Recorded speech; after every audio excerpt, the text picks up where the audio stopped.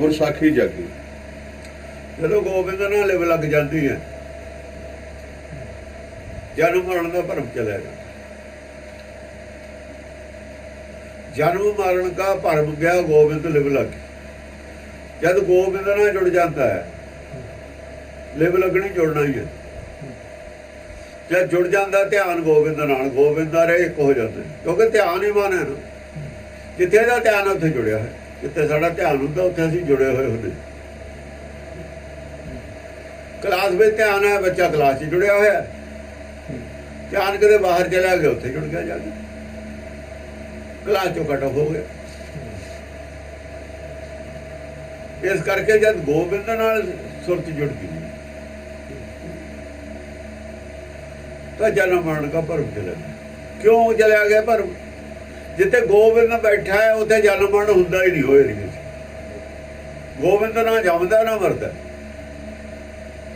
उत्थे जन्म मरण है नहीं। वो गोबिंद का भरम जिहड़ा जन्म मरण का भरम उत्थे जाके जाता है, वैसे नहीं जाता, लिव लग जाता। नानक बंदा घर तां जिथे मिरत ना जन्म, उत्थे गोबिंद रहिंदा असल।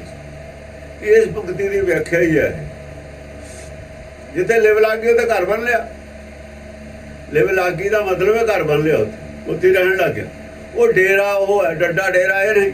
जै डेरा था जान डेरा बदल गया ना। उस डेरे का संयम करना सी।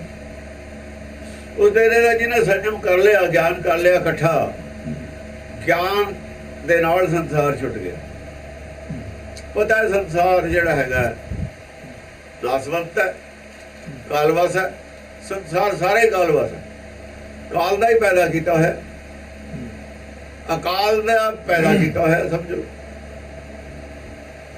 काल ने खा लेना। काल खाण वास्ते पैदा किया संसार को, अकाल ने। काल अकाल खसम का कीना, क्यों कीना? ये प्रपंच बधावन, ये प्रपंच नूं काबू करने वास्ते, बन के रखने वास्ते, नत्थ पाउण वास्ते, हुक्म च चलाउण वास्ते काल बनाया है। काल हुक्म है, वो हुक्म जिहदे नाल जीवन का एंड हुंदा है। जरा रोग, जिहदे विचों जरा रोग पैदा होया। असल च जरा रोग काल रूप है। जरा रोग काल रूप है। जरा रोग आए तो ये शरीर ते जो असर होगा, माया ते जो असर है। जरा रोग है, काल रूप है। काल की समा जे प्रतख रूप काल का देखना तो जरा रोग है। प्रतख रूप दे विच जिन्हों असीं तां ही कहा नानक बंदा करता हाँ जिथे मिरत ना जन्म जरा। जिथे मिरत, मिरत की चेतन की जन्म है नहीं, जरा जरा, क्योंकि चेतन नूं जरा नहीं हुंदा, पुरानी हुंदी नहीं। सच पुराना, सच स्वरूप है। जिहड़ा चेतन है, जड़ वस्तु ते माया ते मैटर दे उत्ते जरा रोग का असर है, समय का असर है। आत्मा ते कोई असर नहीं जरा रोग। आत्मा ते असर कहते भरम का असर, लोभ का असर है, मोह का असर है, क्रोध का असर है। समझे नहीं?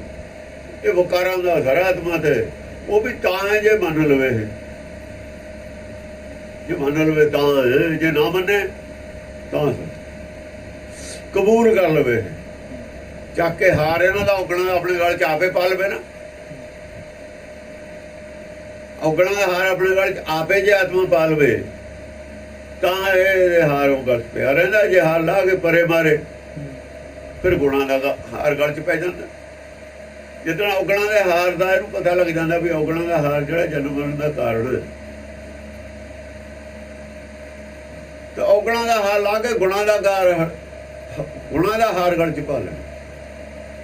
सगल गुणा गल हार। जदों गुणा का हार गल च पैंदा तां गोबिंद नाल लिव लगदी है, वरना नहीं लगदी। संसार छुट जाता है, औगण छड्ड दईए संसार छुट जाता है। औगण छड्डण नाल संसार छुट जाता है। गुण धारण करना गोबिंद वर्गा ही हो जाता है। गोबिंद हो जाता आपे। गोबिंद ਉੱਥੇ ਜਨਮ ਜਰਾ ਔਰ ਮੌਤ ਹੈ।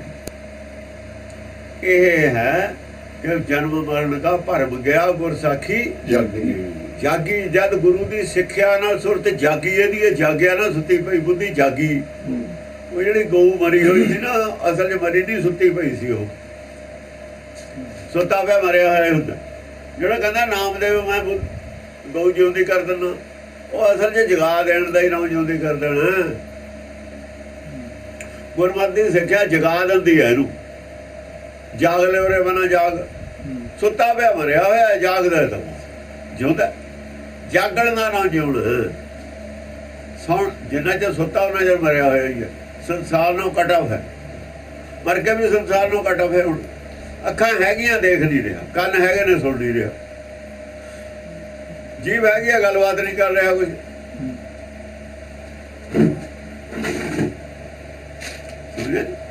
ਜਨਮ ਮਰਨ ਦਾ ਭਰਮ ਗਿਆ, ਗੋਬਿੰਦ ਲਿਵ ਲਾਗੀ। ਗੋਬਿੰਦ ਨਾਲ ਜਾਂ ਲਿਵ ਲੱਗੀ ਤਾਂ ਜਨਮ ਮਰਨ ਦਾ ਭਰਮ ਚਲਿਆ ਗਿਆ। ਅਸਲ ਜਨਮ ਮਰਨ ਦਾ ਭਰਮ ਹੈ। ਪਹਿਲਾਂ ਵੀ ਜਨਮ ਮਰਨ ਹੈ ਨਹੀਂ ਸੀ ਇਹਦਾ।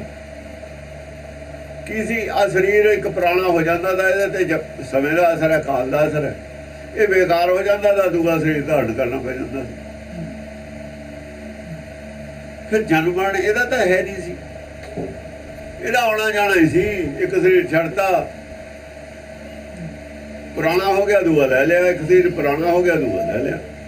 ਐਕਸੀਡੈਂਟ ਨਾਲ ਖਤਮ ਹੋ ਗਿਆ, ਕਿਸੇ ਤਰੀਕੇ ਨਾਲ ਵੀ ਹੋ ਗਿਆ। ਜਦੋਂ ਇੱਕ ਸਰੀਰ ਇਹਦਾ ਬੇਕਾਰ ਹੋ ਗਿਆ, ਇਹਦੇ ਕੰਮ ਦਾ ਹੀ ਨਹੀਂ ਰਿਹਾ, ਦੂਆ ਸਰੀਰ ਧਾਰਨ ਕਰ ਲਿਆ। ਜਨਮ ਮਰਨ ਦਾ ਭਰਮ ਹੈ ਸਾਨੂੰ। ਜਨਮ ਮਰਨ ਹੁੰਦਾ ਨਹੀਂ। ਇਸ ਕਰਕੇ ਗੁਰਬਾਣੀ ਜਨਮ ਮਰਨ ਨੂੰ ਮੰਨਦੀ ਨਹੀਂ ਹੈ। ਜਿਹੜਾ ਅਸੀਂ ਕਹਿੰਦੇ ਜਨਮ ਮਰਨ ਨੂੰ ਗੁਰਬਾਣੀ ਨਹੀਂ ਮੰਨਦੀ, ਪੁੰਨ ਪਾਪ ਨੂੰ ਗੁਰਬਾਣੀ ਨਹੀਂ ਮੰਨਦੀ, ਇਹ ਤਾਂ ਨਹੀਂ ਮੰਨਦੀ। ਜਨਮ ਮਰਨ ਦਾ ਭਰਮ ਹੈ।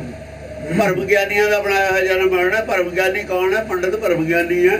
ਸਿਮਰਤ ਸ਼ਾਸਤਰ ਭਰਮ ਗਿਆਨ ਚੋਂ ਪੈਦਾ ਹੋਏ ਹੋਏ ਨੇ। ਸਾਰੀਆਂ ਮੱਤਾਂ ਗੁਰਮਤਿ ਤੇ ਸਵਾ ਜਨਮ ਮਰਨ ਚੋਂ ਪੈਦਾ ਹੋਈਆਂ ਹੋਈਆਂ ਨੇ। ਜਿੰਨੀਆਂ ਵੀ ਮੱਤਾਂ ਨੇ ਗੁਰਮਤਿ ਤੋਂ ਸਵਾ, ਇਹ ਭਰਮ ਗਿਆਨ ਚੋਂ ਪੈਦਾ ਹੋਈਆਂ ਹੋਈਆਂ ਨੇ। ਉਹ ਸਾਰੀਆਂ ਮੰਨਦੀਆਂ ਨੇ ਜਨਮ ਮਰਨ ਨੂੰ, ਪੁੰਨ ਪਾਪ ਨੂੰ। ਗੁਰਮਤਿ ਨਹੀਂ ਮੰਨਦੀ।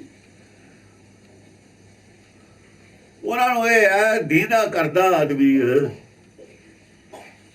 ਕਰਾਉਣ ਵਾਲਾ ਨਹੀਂ ਦੀਦਾ। ਆਤਮਾ ਦੇ ਲੈਵਲ ਤੱਕ ਉਹਨਾਂ ਦੀ ਦ੍ਰਿਸ਼ਟੀ ਨਹੀਂ ਹੈ। ਆਤਮਾ ਨੂੰ ਨਹੀਂ ਦੇਖ ਰਹੇ। ਇਸ ਕਰਕੇ ਆਤਮਾ ਨੂੰ ਡਿਸਕ੍ਰਾਈਬ ਨਹੀਂ ਕਰਾਇਆ ਕਿਸੇ ਨੇ। ਆਤਮਾ ਬਾਰੇ ਬਹੁਤਾ ਕੁਝ ਨਹੀਂ ਕਿਹਾ ਹੋਇਆ ਸਿਮਰਤ ਸ਼ਾਸਤਰਾਂ 'ਚ। ਆਤਮਾ ਦਾ ਗਿਆਨ ਨਹੀਂ ਕਰਾਇਆ ਹੋਇਆ। ਗੁਰਬਾਣੀ 'ਚ ਕੇਵਲ ਹੀ ਆਤਮ ਗਿਆਨ। ਇਸ ਕਰਕੇ ਜਨਮ ਮਰਨ ਜਿਹੜਾ ਹੈਗਾ, ਇਹਨੂੰ ਕਹਾਵਤ ਬਣੇ। ਜਨਮ ਮਰਨ ਤੈ ਪਈ ਕਹਾਵਤ। ਜਨਮ ਮਰਨ ਦਾ ਭਰਮ ਗਿਆ, ਗੋਬਿੰਦ ਲਿਵ ਲਾਗੀ। ਗੋਬਿੰਦ ਲਿਵ ਲਾਗੀ। ਇਹ ਭਰਮ ਹੈ ਜਨਮ ਮਰਨ ਦਾ। ਭਰਮ ਦੂਰ ਕਦ ਹੋਊ? ਦੂਰ ਹੋਊ ਗੁਰਮਤਿ ਸਾਰੀ ਸੁਣ ਕੇ ਸਮਝ ਕੇ। ਗੁਰਮਤਿ ਨੂੰ ਸੁਣ ਕੇ ਸਮਝ ਕੇ ਫੇਰ ਇਹ ਭਰਮ ਜਾਣਾ। ਅੱਖਾਂ ਨੂੰ ਜੋ ਦੀਦਾ ਹੋਰ ਹੈ, ਐਕਚੁਅਲੀ ਗੱਲ ਕੁਛ ਹੋਰ ਹੈ। ਕੋ ਆਤਮਾ ਅੱਖਾਂ ਨੂੰ ਦੀਦੀ ਨਹੀਂ ਸਾਨੂੰ, ਉਹਦੇ ਬਾਰੇ ਸਾਨੂੰ ਗਿਆਨ ਕੋਈ ਨਹੀਂ। ਆਤਮਾ ਦਾ ਗਿਆਨ ਜਦ ਆਤਮਾ ਸਾਨੂੰ ਸਪਸ਼ਟ ਹੋ ਜੂ ਆਤਮਾ ਕੀ ਹੁੰਦੀ ਹੈ, ਫਿਰ ਜਨਮ ਮਰਨ ਦਾ ਭਰਮ ਜਾਊ। ਕਿਉਂਕਿ ਜਨਮ ਮਰਨ ਦਾ ਸੰਬੰਧ ਆਤਮਾ ਨਾਲ ਹੈ, ਸਰੀਰ ਨਾਲ। ਬੱਚਾ ਪੈਦਾ ਹੁੰਦਾ, ਉਹਦੇ ਕੱਪੜੇ ਆਪਾਂ ਸਿਉਂ ਜਾਂਦੇ ਹਾਂ, ਪੁਰਾਣੇ ਹੋਈ ਜਾਂਦੇ ਨੇ, ਬਦਲੀ ਜਾਂਦੇ। ਬੜਾ ਵੀ ਹੋਈ ਜਾਂਦਾ। ਉਹ ਕਿਤੇ ਮੱਛਰ ਸੀ, ਇਹ ਕਿਸੇ ਵੇਲੇ ਮੱਛਰ ਦਾ ਸੀ, ਕਿਸੇ ਵੇਲੇ ਹਾਥੀ ਦਾ ਸੀ। ਬੜਾ ਛੋਟਾ ਵੀ ਹੁੰਦਾ। ਇਸੇ ਨੂੰ ਕਹਿੰਦੇ ਨੇ ਅਣੀਮਾ ਮਹਿਮਾ। ਉਹ ਜਿਹੜੀ ਅਣੀਮਾ ਮਹਿਮਾ ਕਹਿੰਦੇ ਨੇ ਨਾ ਸਿੱਧੀ, ਉਹ ਸਿੱਧੀ ਕਾਹਨੂੰ ਹੈ? ਕੁਛ ਕਦੇ ਮੱਛਰ ਹੈ, ਕਦੇ ਹਾਥੀ ਹੈ। ਜਾਂ ਮੱਛਰ ਹੈ ਛੋਟਾ, ਹਾਥੀ ਹੈ ਤਾਂ ਬੜਾ। ਸਿੱਧੀ ਕੋਈ ਨਹੀਂ ਹੈਗੀ। ਇਹ ਢਗੌਂਸਲੇ ਨੇ ਇਹਨਾਂ ਦੇ ਬਣਾਏ ਹੋਏ ਸਿੱਧੀਆਂ ਜੀ। 18 ਫਲਾਨਾ ਕੁਛ ਵੀ ਨਹੀਂ ਹੈ ਸਿੱਧੀਆਂ। ਰਿੱਧ ਸਿੱਧ ਨਾਮਾ ਕੀ ਦੱਸੀ ਕਿਹਾ ਹੈ। ਸਿੱਧੀ ਕੁਛ ਹੋਰ ਹੈ। ਇੱਕ ਵਚਨ ਹੈ ਸਿੱਧੀ। ਸਾਡੇ ਸਿੱਧੀ ਦਾ ਇੱਕ ਵਚਨ ਹੈ। ਸਿੱਧੀਆਂ ਮਤਲਬ ਸੋਝੀ, ਸਮਝ। ਨਿਰਾਕਾਰ ਦੀ ਸੋਝੀ ਨੂੰ ਸਿੱਧੀ ਕਹਿੰਦੇ ਨੇ। ਬੁੱਧ ਬਦਲੀ ਸਿੱਧ ਪਾਈ। ਸਿੱਧੀ ਪ੍ਰਾਪਤ ਕਦ ਹੋਈ? ਬੁੱਧ ਬਦਲ ਗਈ ਜਦ। ਗੁਰਬਾਣੀ ਦੇ ਗਿਆਨ ਨਾਲ ਬੁੱਧ ਬਦਲ ਜਾਂਦੀ ਹੈ, ਸੰਸਾਰੀ ਬੁੱਧ ਨਹੀਂ ਰਹਿੰਦੀ। ਫੇਰ ਕੀ ਹੁੰਦਾ? ਸਿੱਧੀ ਪਾਈ ਜਨਮ ਮਰਨ ਦਾ ਭਰਮ ਦੂਰ ਹੋ ਗਿਆ। ਸਿੱਧ ਭਾਈ ਹੋਰ ਕੀ ਹੈ? ਨਾ ਕੁਛ ਜਨਮ ਹੈ ਨਾ ਕੁਛ ਮਰੈ, ਇਹ ਸਮਝ ਫੇਰ ਆਈ ਹੈ। ਆਪਣ ਚਲ ਆਪ ਹੀ ਕਰੇ, ਆਵਣ ਜਾਵਣ ਦ੍ਰਿਸ਼ਟ ਅਣਦ੍ਰਿਸ਼ਟ, ਆਗਿਆਕਾਰੀ ਧਾਰੀ ਸਭ ਸ੍ਰਿਸ਼ਟ। ਇਹ ਕਦ ਕਿਹਾ? ਜਿਹਨੇ ਸਿੱਧ ਪਾਲੀ ਉਹਨੇ ਕਿਹਾ ਇਹ ਗੱਲ। ਜਿਹਨੇ ਸਿੱਧ ਪਾਲੀ ਨਾ ਉਹਨੇ ਗੱਲ ਕਹੀ ਹੈ ਇਹ ਸਾਨੂੰ ਸਮਝਾਉਣ ਖਾਤਰ। ਭੱਟਾ ਨੇ ਵੀ ਸਿੱਧ ਪਾਲੀ, ਇਹਦਾ ਮਤਲਬ ਇਹ ਨਹੀਂ ਵੀ ਹੁਣ ਸਿੱਧੀ ਪਾਈ ਨਹੀਂ ਜਾ ਸਕਦੀ। ਪੜ੍ਹਾਈ ਤਾਂ ਹੀ ਕਰਾਈ ਜਾਂਦੀ ਹੈ, ਗ੍ਰੰਥ ਤਾਂ ਹੀ ਲਿਖੇ ਜਾਂਦੇ ਨੇ ਵੀ ਪਿਛਲੇ ਵੀ ਪੜ੍ਹ ਕੇ ਇਹੋ ਜਿਹੇ ਹੀ ਹੋ ਜਾਣਗੇ। ਡਾਕਟਰ ਇੱਕ ਕਿਤਾਬਾਂ ਲਿਖਦੇ ਨੇ, ਕਾਹਦੇ ਲਿਖਦੇ ਨੇ? ਡਾਕਟਰ ਪਿੱਛੋਂ ਡਾਕਟਰ ਬਣ ਰਹੇ ਨੇ ਲੋਕ। ਇਸ ਕਰਕੇ ਭਗਤ ਜੁਗੋ ਜੁਗ ਪੈਦਾ ਹੁੰਦੇ ਰਹੇ ਨੇ, ਹੁੰਦੇ ਰਹਿਣਗੇ। ਹਰ ਜੁਗ ਜੁਗ ਭਗਤੋਂ ਪਾਇਆ। ਜਿਹੜੇ ਲੋਕ ਕਹਿੰਦੇ ਨੇ ਵੀ ਹੁਣ ਨਹੀਂ ਹੋ ਸਕਦਾ, ਅਸਲ ਦੇ ਵਿੱਚ ਉਹ ਗੁਰਬਾਣੀ ਨੂੰ ਢਾਲ ਆ ਰਹੇ ਨੇ। ਉਹ ਕਿਸੇ ਹੋਰ ਧਰਮ ਦਾ ਪ੍ਰਚਾਰ ਕਰ ਰਹੇ ਨੇ, ਡਿਸਹਾਰਡਡ ਕਰ ਰਹੇ ਨੇ ਸਿੱਖਾਂ ਨੂੰ। ਨੈਗੇਟਿਵ ਅਪਰੋਚ ਆ ਲੋਕਾਂ ਦੀ। ਉਹ ਬਾਹਮਣ ਦੇ ਚੇਲੇ ਨੇ, ਏਜੰਟ ਨੇ ਕਿਸੇ ਦੇ। ਕਦੋਂ ਇਹ ਸਾਡੇ ਪਾਏ ਸੀ, ਇਹ ਮਿਲੇ ਸੀ ਆ ਕੇ। ਇਹ ਹਿਸਟਰੀ ਹੈ ਕੋਈ ਪੁਰਾਣੀ। ਇਹ ਕੁਛ ਬੈਠੀਏ ਨੇ ਜਿਹੜੇ ਨਾ ਜੀ ਨਾਲ ਹੋ ਹੀ ਨਹੀਂ ਸਕਦਾ, ਹਟਾ ਰਹੇ ਨੇ ਵੀ ਕੋਈ ਸਿੱਖੀ ਨੂੰ ਧਾੜੇ ਨਾ ਕਰੇ। ਸਿੱਖ ਬਣ ਕੇ ਆ ਕੇ ਕਹਿ ਰਹੇ ਨੇ ਵੀ ਨਾ ਜੀ ਨਾ ਪਰਲਾ ਕਿਨਾਰਾ ਨਹੀਂ ਮਿਲਣਾ, ਜਹਾਜ਼ ਨੂੰ ਇੱਧਰ ਨੂੰ ਮੋੜ ਲਓ, ਪਿੱਛੇ ਨੂੰ ਮੋੜ ਲਓ ਜਹਾਜ਼ ਨੂੰ। ਪਾਰ ਨਹੀਂ ਕੋਈ ਗਿਆ, ਕਦੇ ਜਾ ਨਹੀਂ ਸਕਦਾ, ਡੁੱਬ ਜਾਵਾਂਗੇ, ਹਾਂ ਪਿੱਛੇ ਆ ਜਾਓ। ਉਹ ਇਹ ਕਹਿ ਰਹੇ ਨੇ। ਜਿਹੜਾ ਜਹਾਜ਼ ਜਾ ਰਿਹਾ ਨਾ ਭਵ ਸਾਗਰ ਧਰਨ ਵਾਸਤੇ, ਉਹਨੂੰ ਪਿੱਛੇ ਨੂੰ ਮੋੜ ਰਹੇ ਨੇ। ਇਹਦਾ ਮਤਲਬ ਗੁਰਮਤਿ ਵਿਰੋਧੀ ਨੇ। ਉਹ ਸੰਤ ਵੀ ਇਹੀ ਨੇ, ਸਾਰੇ ਹੀ ਸੰਤ ਇਹ ਨੇ। ਉਹਨਾਂ ਪਤਾ ਜੇ ਕੋਈ ਗਾਹਾਂ ਨਿਕਲ ਗਿਆ ਕਬੀਰ ਵਾਂਗੂ ਸਾਡੀ ਫੱਟੀ ਪੋਜ ਦੂ। ਜੇ ਕੋਈ ਗਾਹਾਂ ਨਿਕਲ ਗਿਆ, ਮੈਂ ਕਹਿੰਦਾ ਕਬੀਰ ਵਾਂਗੂ ਨਾ ਨਿਕਲੇ, ਪੱਟਾ ਵਾਂਗੂ ਨਿਕਲ ਜੇ, ਸੱਤੇ ਬਲਵੰਡ ਵਾਂਗੂ ਨਿਕਲ ਜਾਵੇ, ਸੁੰਦਰ ਵਾਂਗੂ ਨਿਕਲ ਜਾਵੇ, ਉਹ ਤਾਂ ਸਿੱਖੇ ਨੇ। ਸੁੰਦਰ ਤਾਂ ਸਿੱਖੇ ਹੀ ਆ, ਸੱਤਾ ਬਲਵੰਡ ਤਾਂ ਸਿੱਖੇ ਨੇ। ਸੱਤਾ ਬਲਵੰਡ ਨੂੰ ਮੁਸਲਮਾਨ ਕਹਿਣਾ ਬੇਵਕੂਫੀ ਹੈ। ਮੁਸਲਮਾਨ ਨਹੀਂ ਹਨ। ਮੁਸਲਮਾਨ ਧਰਮ ਹੋਰ ਕੁਛ ਕਹਿੰਦਾ, ਉਹ ਕੁਛ ਹੋਰ ਕਹਿੰਦੇ ਨੇ। ਉਹ ਤਾਂ ਗੁਰਮਤਿ ਦੇ ਧਾਰਨੀ ਨੇ। ਗੁਰਬਾਣੀ ਸਰੀਰ ਨੂੰ ਮੰਨਦੀ ਹੋਈ ਨਹੀਂ ਹੈ, ਨਾ ਸਰੀਰ ਨੂੰ ਮੰਨਦੀ ਹੈ, ਨਾ ਕਿਸੇ ਖਾਣ ਪਾਣ ਨੂੰ ਮੰਨਦੀ ਹੈ। ਕੀ ਸੱਤਾ ਬਲਵੰਡ ਖਾਂਦਾ ਸੀ, ਕੀ ਪੀਂਦਾ ਸੀ, ਗੁਰਬਾਣੀ ਨੂੰ ਕੋਈ ਮਤਲਬ ਨਹੀਂ ਸੀ। ਸੱਚਖੰਡ ਨੂੰ ਕੀ ਮਤਲਬ ਹੈ? ਸੱਚਖੰਡ ਨੂੰ ਤਾਂ ਸੱਚਖੰਡ ਦੀ ਕਸੌਟੀ ਤੇ ਖਰਾ ਉਤਰਦਾ ਚਾਹੀਦਾ। ਰਾਮ ਦੀ ਕਸੌਟੀ ਹੈ। ਜਿਹੜਾ ਰਾਮ ਦੀ ਕਸੌਟੀ ਸਹਿ ਗਿਆ ਬਸ ਉਹ ਖਰਾ। ਰਾਮ ਕਸੌਟੀ ਸੋਸਾ ਹੈ ਜੋ ਮਰ ਜੀਵਾ ਹੋਏ। ਰਾਮ ਦੀ ਕਸੌਟੀ ਤੇ ਪੂਰਾ ਉਤਰਨਾ ਚਾਹੀਦਾ, ਉਹ ਸਿੱਖ ਹੈ। ਪਿੱਛੋਂ ਕਿੱਥੇ ਸੀ, ਮੁਸਲਮਾਨ ਸੀ, ਕੀ ਸੀ ਕੀ ਨਹੀਂ, ਸਾਨੂੰ ਕੀ ਮਤਲਬ ਹੈ? ਤੇ ਉਹਦਾ ਇੱਕ ਇਮਤਿਹਾਨ ਹੈ PCS ਦਾ, ICS ਦਾ, ਉਹ ਕਲੀਅਰ ਕਰਨਾ ਚਾਹੀਦਾ। ਉਹਨੂੰ ਕੀ ਹੈ? ਬੰਗਾਲੀ ਹੈ, ਪੰਜਾਬੀ ਹੈ, ਕੀ ਮਤਲਬ ਹੈ ਇਸ ਗੱਲ ਦਾ? ਉਹ UP ਦਾ, ਬਿਹਾਰੀ ਹੈ, ਮਹਾਰਾਸ਼ਟਰ ਦਾ ਹੈ, ਕੀ ਮਤਲਬ ਹੈ ਇਸ ਗੱਲ ਦਾ?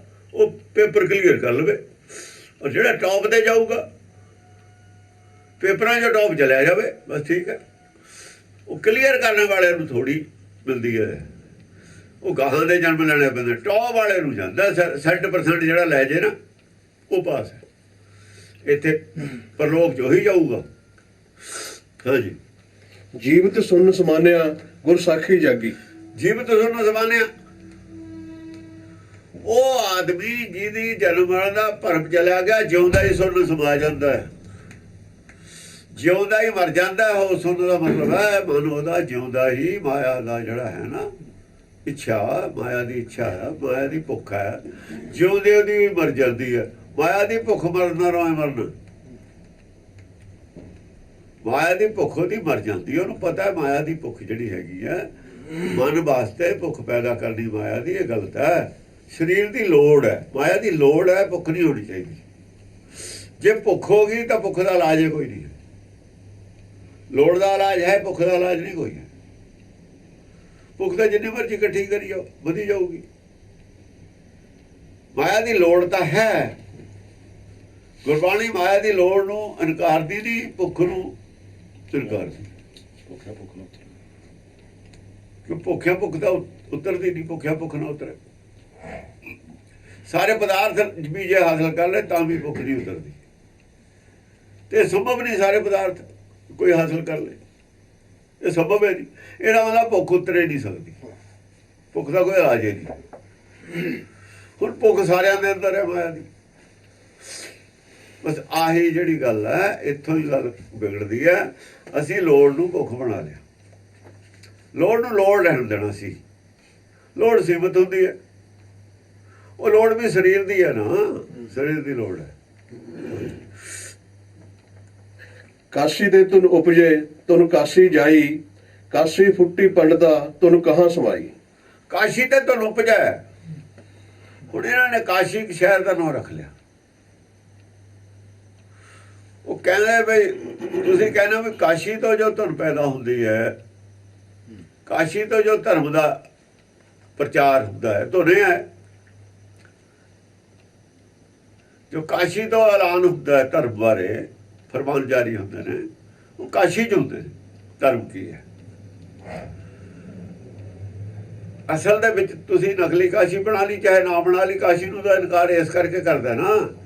ਫਿਰ ਇਹਨੂੰ ਸ਼ਿਵਕੀਪੁਰੀ ਕਹਿੰਦਾ ਤੁਸੀਂ ਕਾਸ਼ੀ ਨੂੰ।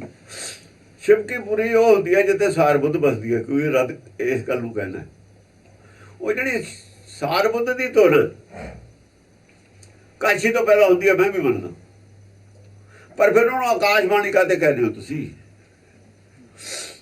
ਇੱਕ ਪਾਸੇ ਕਾਸ਼ੀ ਹੈ, ਇੱਕ ਪਾਸੇ ਆਕਾਸ਼ ਹੈ। ਆਕਾਸ਼ ਕਾਸ਼ੀ ਦਾ ਉਲਟ ਲਫ਼ਜ਼ ਆੜਾ ਲੱਗਿਆ ਹੈ। ਕਾਸ਼ੀ ਦਾ ਨੈਗੇਟਿਵ ਆਕਾਸ਼ ਹੈ। ਇੱਕ ਪਾਸੇ ਕਹਿੰਦੇ ਕਾਸ਼ੀ ਦੇ ਧੁਨ ਪੈਦਾ ਹੁੰਦੀ ਹੈ, ਇੱਕ ਪਾਸੇ ਕਹਿੰਦੇ ਆਕਾਸ਼ਬਾਣੀ ਹੋਈ ਹੈ। ਦੋਹਾਂ ਗੱਲਾਂ ਦੇ ਵਿੱਚ ਵਿਰੋਧਾਭਾਸ ਹੈ ਤੁਹਾਡੇ। ਕਾਸ਼ੀ ਤੇ ਧੁਨ ਉਪਜਾ ਗੁਰਮਤਿ ਬਣਦੀ ਹੈ, ਆਕਾਸ਼ਬਾਣੀ ਨੂੰ ਗੁਰਮਤਿ ਨਹੀਂ ਬਣਦੀ। ਆਕਾਸ਼ ਤਾਂ ਬਾਹਰ ਹੈ, ਬਾਹਰੋਂ ਕੋਈ ਆਵਾਜ਼ ਨਹੀਂ ਆਉਂਦੀ। ਜੋਗੀ ਬਾਹਰ ਜੁੜਿਆ ਹੋਇਆ। ਸ਼ਿਵਜੀ ਜੋਗੀ ਦਾ ਚੇਲਾ, ਜੋਗੀ ਸ਼ਿਵਜੀ ਦਾ ਸ਼ਿਵ ਰੂਪ ਹੀ ਹੈ। ਚੇਲਾ ਕਾਹਦਾ ਹੈ? ਚੇਲਾ ਗੁਰੂ ਉਹ ਵੀ ਨਹੀਂ ਹੁੰਦੇ, ਉੱਥੇ ਵੀ ਨਹੀਂ, ਉਹ ਵੀ ਸ਼ਿਵ ਰੂਪ ਮੰਨਦੇ ਨੇ ਆਪਣੇ ਆਪ ਨੂੰ। ਅਸਲ ਚੇਲਾ ਗੁਰੂ ਸ਼ਿਵ ਨਹੀਂ ਮੰਨਦੇ। ਸ਼ਿਵ ਦੀ ਚੇਲੇ ਨਹੀਂ ਮੰਨਿਆ ਜਾਂਦਾ ਉਹਨਾਂ ਨੂੰ ਬਿਲਕੁਲ ਵੀ। ਜੋਗੀ ਸ਼ਿਵ ਜੀ ਦੇ ਚੇਲੇ ਨਹੀਂ ਕਹੋਦੇ। ਚੇਲਿਆਂ ਦਾ ਰਿਵਾਜ ਤਾਂ ਪੰਡਤ 'ਚ ਹੈ, ਚੇਲੇ ਦਾ ਰਿਵਾਜ ਤਾਂ ਵਿਸ਼ਨੂੰ 'ਚ, ਪੰਡਤ 'ਚ ਵੀ ਨਹੀਂ ਹੈ। ਬ੍ਰਾਹਮਣ 'ਚ ਨਹੀਂ ਚੇਲੇ ਦਾ ਰਿਵਾਜ। ਦੇਖੋ ਨਾ ਬ੍ਰਾਹਮਣ 'ਚ ਹੈ ਨਾ ਸ਼ਿਵ ਜੀ 'ਚ, ਦੋਹਾਂ ਦੇ ਵਿੱਚ ਗੱਦੀ ਨਹੀਂ ਹੁੰਦੀ। ਦੋਹਾਂ 'ਚ ਗੱਦੀ ਨਹੀਂ ਹੁੰਦੀ ਬਿਲਕੁਲ ਵੀ। ਸਾਡੇ ਗੱਦੀ ਪਤਾ ਨਹੀਂ ਕਿੱਥੋਂ ਬਣਾ ਲਈ। ਗੱਦੀ ਹੁੰਦੀ ਹੈ ਰਾਜੇ ਦੀ, ਜਿਹਨੇ ਰਾਜ ਕਰਨਾ ਉਹਦੀ ਗੱਦੀ ਹੁੰਦੀ ਹੈ ਨਾ, ਉਹਦਾ ਵਾਰਸ ਹੁੰਦਾ।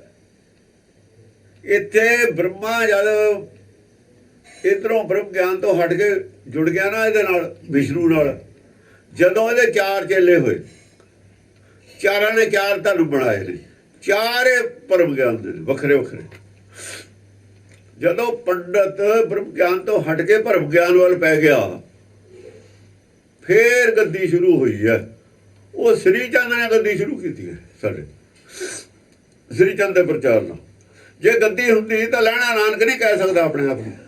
ਗੱਦੀ ਕਾਹਦੀ ਹੋ ਗਈ? ਇਸੇ ਗੱਲ ਦਾ ਖੁਲਾਸਾ ਦਸਮ ਪਾਤਸ਼ਾਹ ਨੇ ਕੀਤਾ। ਸ੍ਰੀ ਨਾਨਕ ਅੰਗਦ ਕਰ ਜਾਨਾ, ਸ੍ਰੀ ਨਾਨਕ ਨੂੰ ਅੰਗਦ ਨੂੰ ਸ੍ਰੀ ਨਾਨਕ ਕਰਕੇ ਹੀ ਕੋਈ ਗੱਲ ਹੈ, ਦੋਏ ਫਰਕ ਨਹੀਂ। ਸ੍ਰੀ ਨਾਨਕ ਅੰਗਦ ਕਰ, ਸ੍ਰੀ ਨਾਨਕ ਨੂੰ ਅੰਗਦ ਦੇ ਰੂਪ 'ਚ ਦੇਖੇ। ਅੰਗਦ ਨਾਨਕ ਕੋਈ ਨਾ, ਦੋ ਨਹੀਂ ਹਨ। ਜੇ ਦੋ ਨਹੀਂ ਫਿਰ ਗੱਦੀ ਨਹੀਂ ਹੈ।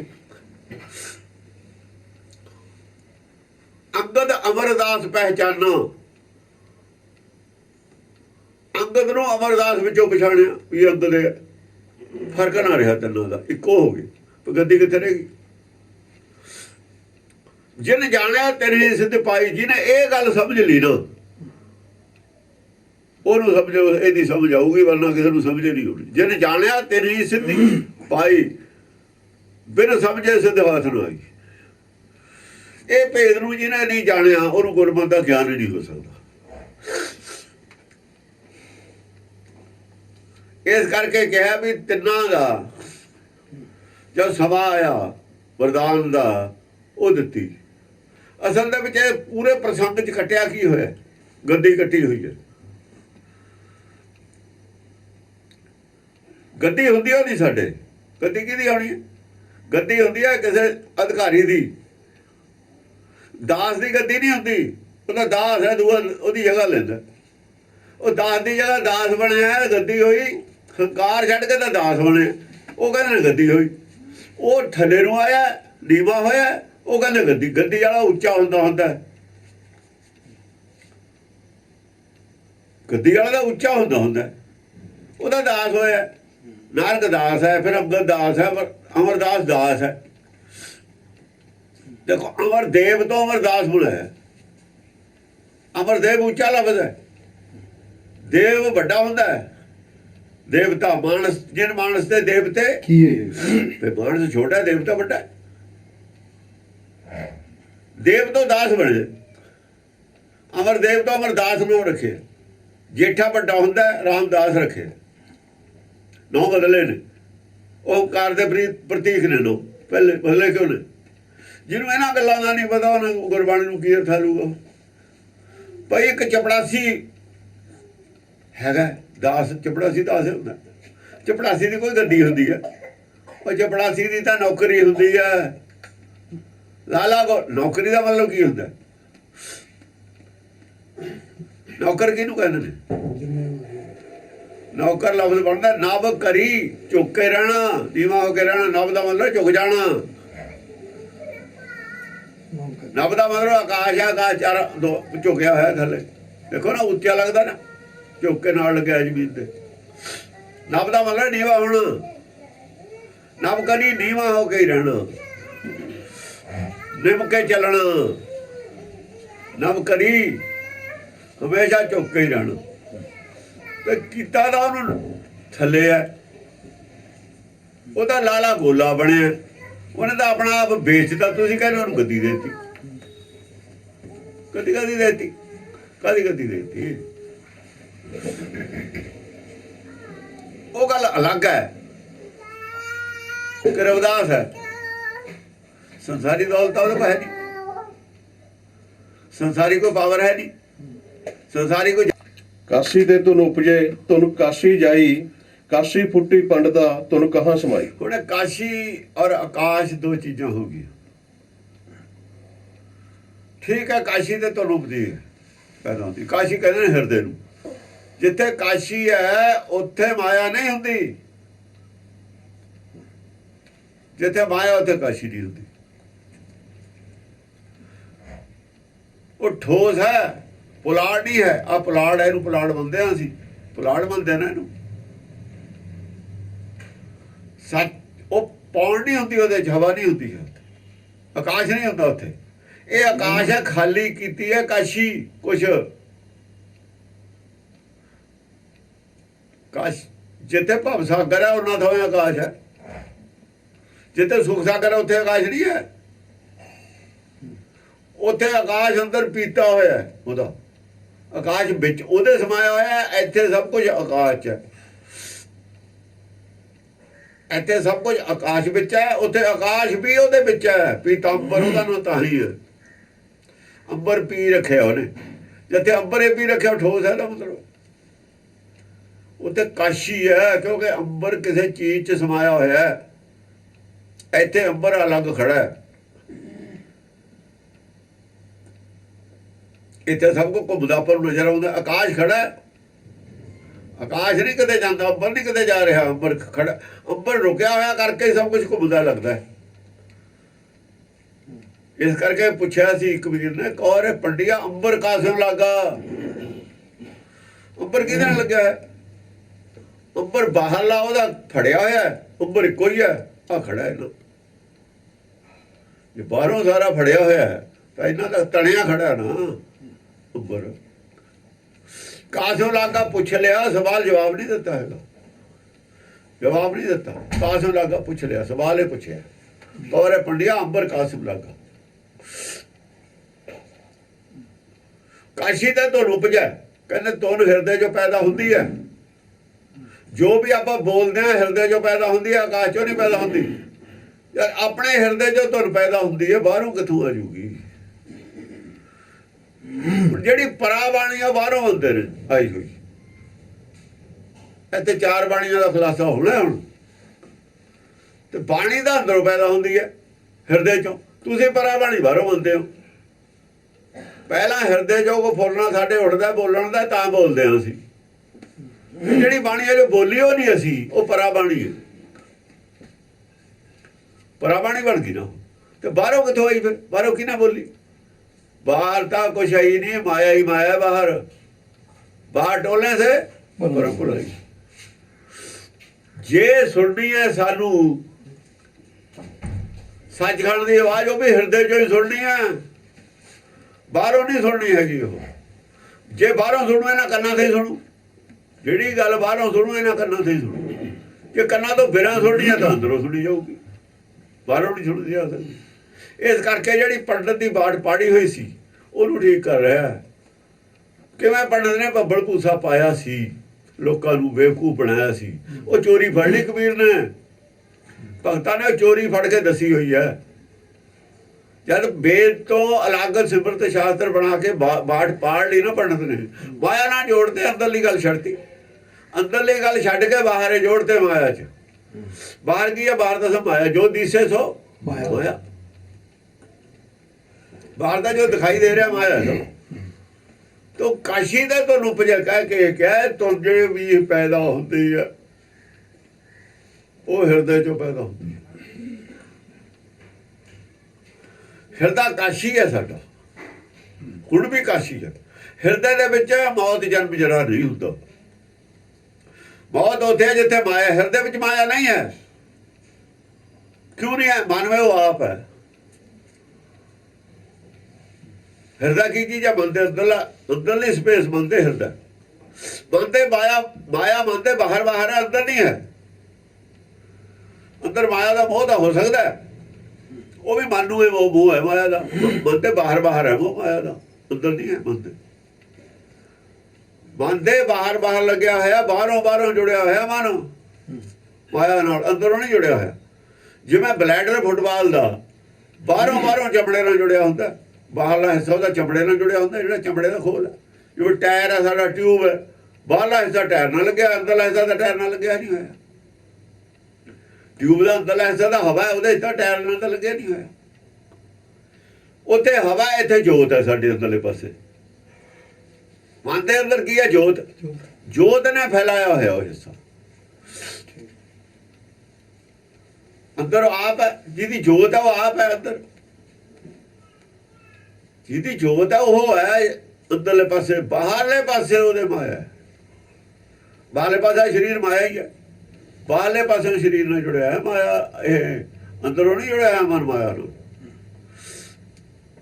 ਮਾਇਆ ਦਾ ਮੋਹ ਵੀ ਬਾਹਰ ਹੈ।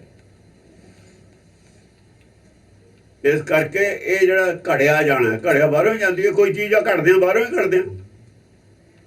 ਜਿੱਥੇ ਘੜੀਏ ਸੁਰਤ ਮਤ ਮਨ ਬੁੱਧ, ਬਾਹਰੋਂ ਬਾਹਰੋਂ ਜੁੜਿਆ, ਬਾਹਰੋਂ ਬਾਹਰੋਂ ਘੜਿਆ ਜਾਂਦਾ ਹੁੰਦਾ। ਕਿਸੇ ਚੀਜ਼ ਦੀ ਵੀ ਘਾਟ ਬਾਹਰੋਂ ਹੁੰਦੀ ਹੈ ਹਮੇਸ਼ਾ। ਜੋ ਚੀਜ਼ ਆਪਾਂ ਘੜਦੇ ਹਾਂ ਬਾਹਰੋਂ ਹੀ ਘੜਦੇ ਹਾਂ। ਜਗਾਲ ਜਿਹੜੀ ਲਾਉਨੇ ਆ ਬਾਹਰ ਹੁੰਦੀ ਹੈ, ਜਗਾਲ ਅੰਦਰ ਤਾਂ ਹੁੰਦੀ ਨਹੀਂ। ਬਸ ਕੱਲੇ ਲਈ ਜਗਾਲੀ ਜਿਹੜਾ ਲਿਖਿਆ ਹੈ ਖੁਰਚਣਾ, ਜਗਾਲ ਬਾਹਰੇ ਹੈ। ਬਾਹਰਲੇ ਪਾਸੇ ਸਿਰਫ ਜਗਾਲ ਹੈ, ਮਨ ਦੇ ਅੰਦਰ ਕੋਈ ਰੋਗ ਨਹੀਂ ਹੈ। ਇਹਦੇ ਅੰਦਰ ਤਾਂ ਆਪ ਹੈ। ਇਸ ਕਰਕੇ ਤੁਰਕੀ ਅੰਦਰਲੇ ਦੀ ਬਾਣੀ ਜਿਹੜੀ ਹੈ ਉਹ ਤੁਰਕੀ ਬਾਣੀ ਹੈ, ਜਿਹੜੀ ਮਨ ਦੇ ਅੰਦਰੋਂ ਆਉਂਦੀ ਹੈ। ਉਹਨੂੰ ਅੰਤਰਾਤਮਾ ਦੀ ਆਵਾਜ਼ ਅਸੀਂ ਤਾਂ ਹੀ ਕਹਿੰਦੇ ਹਾਂ। ਆਤਮਾ ਮਨ ਸਾਡੇ ਅੰਦਰ, ਆਤਮਾ ਦਾ ਮਤਲਬ ਮੈਂ, ਮੇਰੇ ਅੰਦਰੋਂ ਜੋ ਆਵਾਜ਼ ਆਉਂਦੀ ਹੈ ਉਹ ਹੋਰ ਹੈ, ਜਿਹੜੀ ਬਾਹਰੋਂ ਆਵਾਜ਼ ਸੁਣਦੇ ਹੋ ਹੋਰ ਹੈ।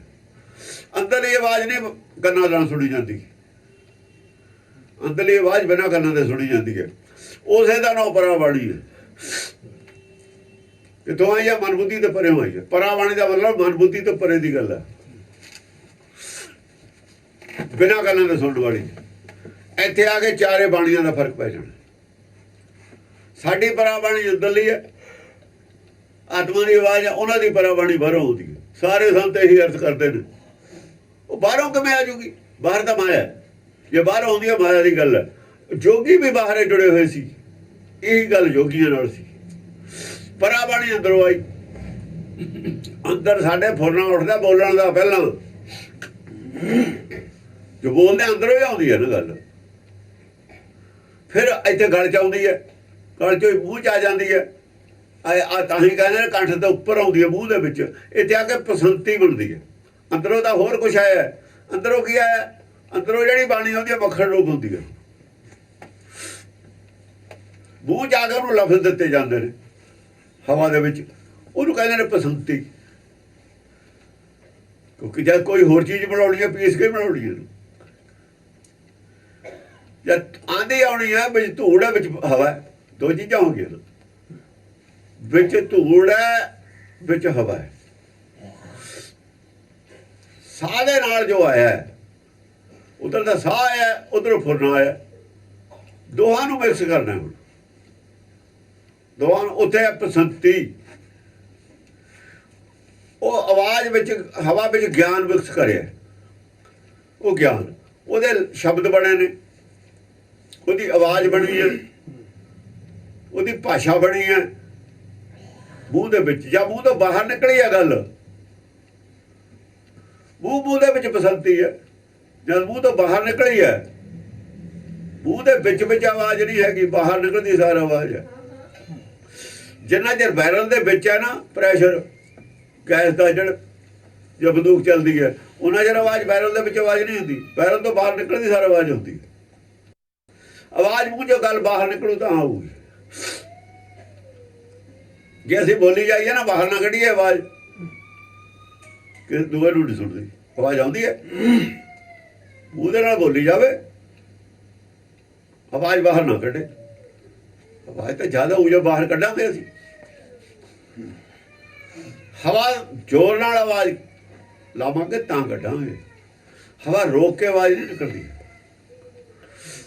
ਹਵਾ ਦੇ ਪ੍ਰੈਸ਼ਰ ਨਾਲ ਗੂੰਜ ਗਰਜ ਪੈਂਦੀ ਹੈ। ਜਦੋਂ ਬਾਹਰ ਆਵਾਜ਼ ਨਿਕਲ ਗਈ, ਫਿਰ ਇਹ ਦੂਜੇ ਨੇ ਸੁਣ ਲੈਣੀ ਹੈ ਕਿਸੇ ਨੇ। ਦੂਜੇ ਚਾਹੀ ਸੁਣੂ ਜੇ ਬਾਹਰ ਬੋਲਾਂਗੇ। ਕਈ ਆਦਮੀ ਮੂੰਹ ਚ ਪਾਠ ਕਰਦੇ ਨੇ, ਸੁਣਦਾ ਨਹੀਂ ਹੈ। ਅਸੀਂ ਪਾਠ ਐਂ ਕਰੀ ਜਾਂਦੇ, ਮੂੰਹ ਦੇ ਵਿੱਚ ਕਰੀ ਜਾਂਦੇ, ਦੂਏ ਨੂੰ ਸੁਣਦਾ ਹੀ ਨਹੀਂ। ਚਾਹੇ ਅੰਦਰ ਬੋਲੀ ਜਾਂਦੇ ਆ, ਉਹ ਅੰਦਰ ਤਾਂ ਬੋਲੀ ਜਾਂਦੇ ਆ, ਪਰ ਦੂਏ ਨੂੰ ਨਹੀਂ ਸੁਣਦਾ।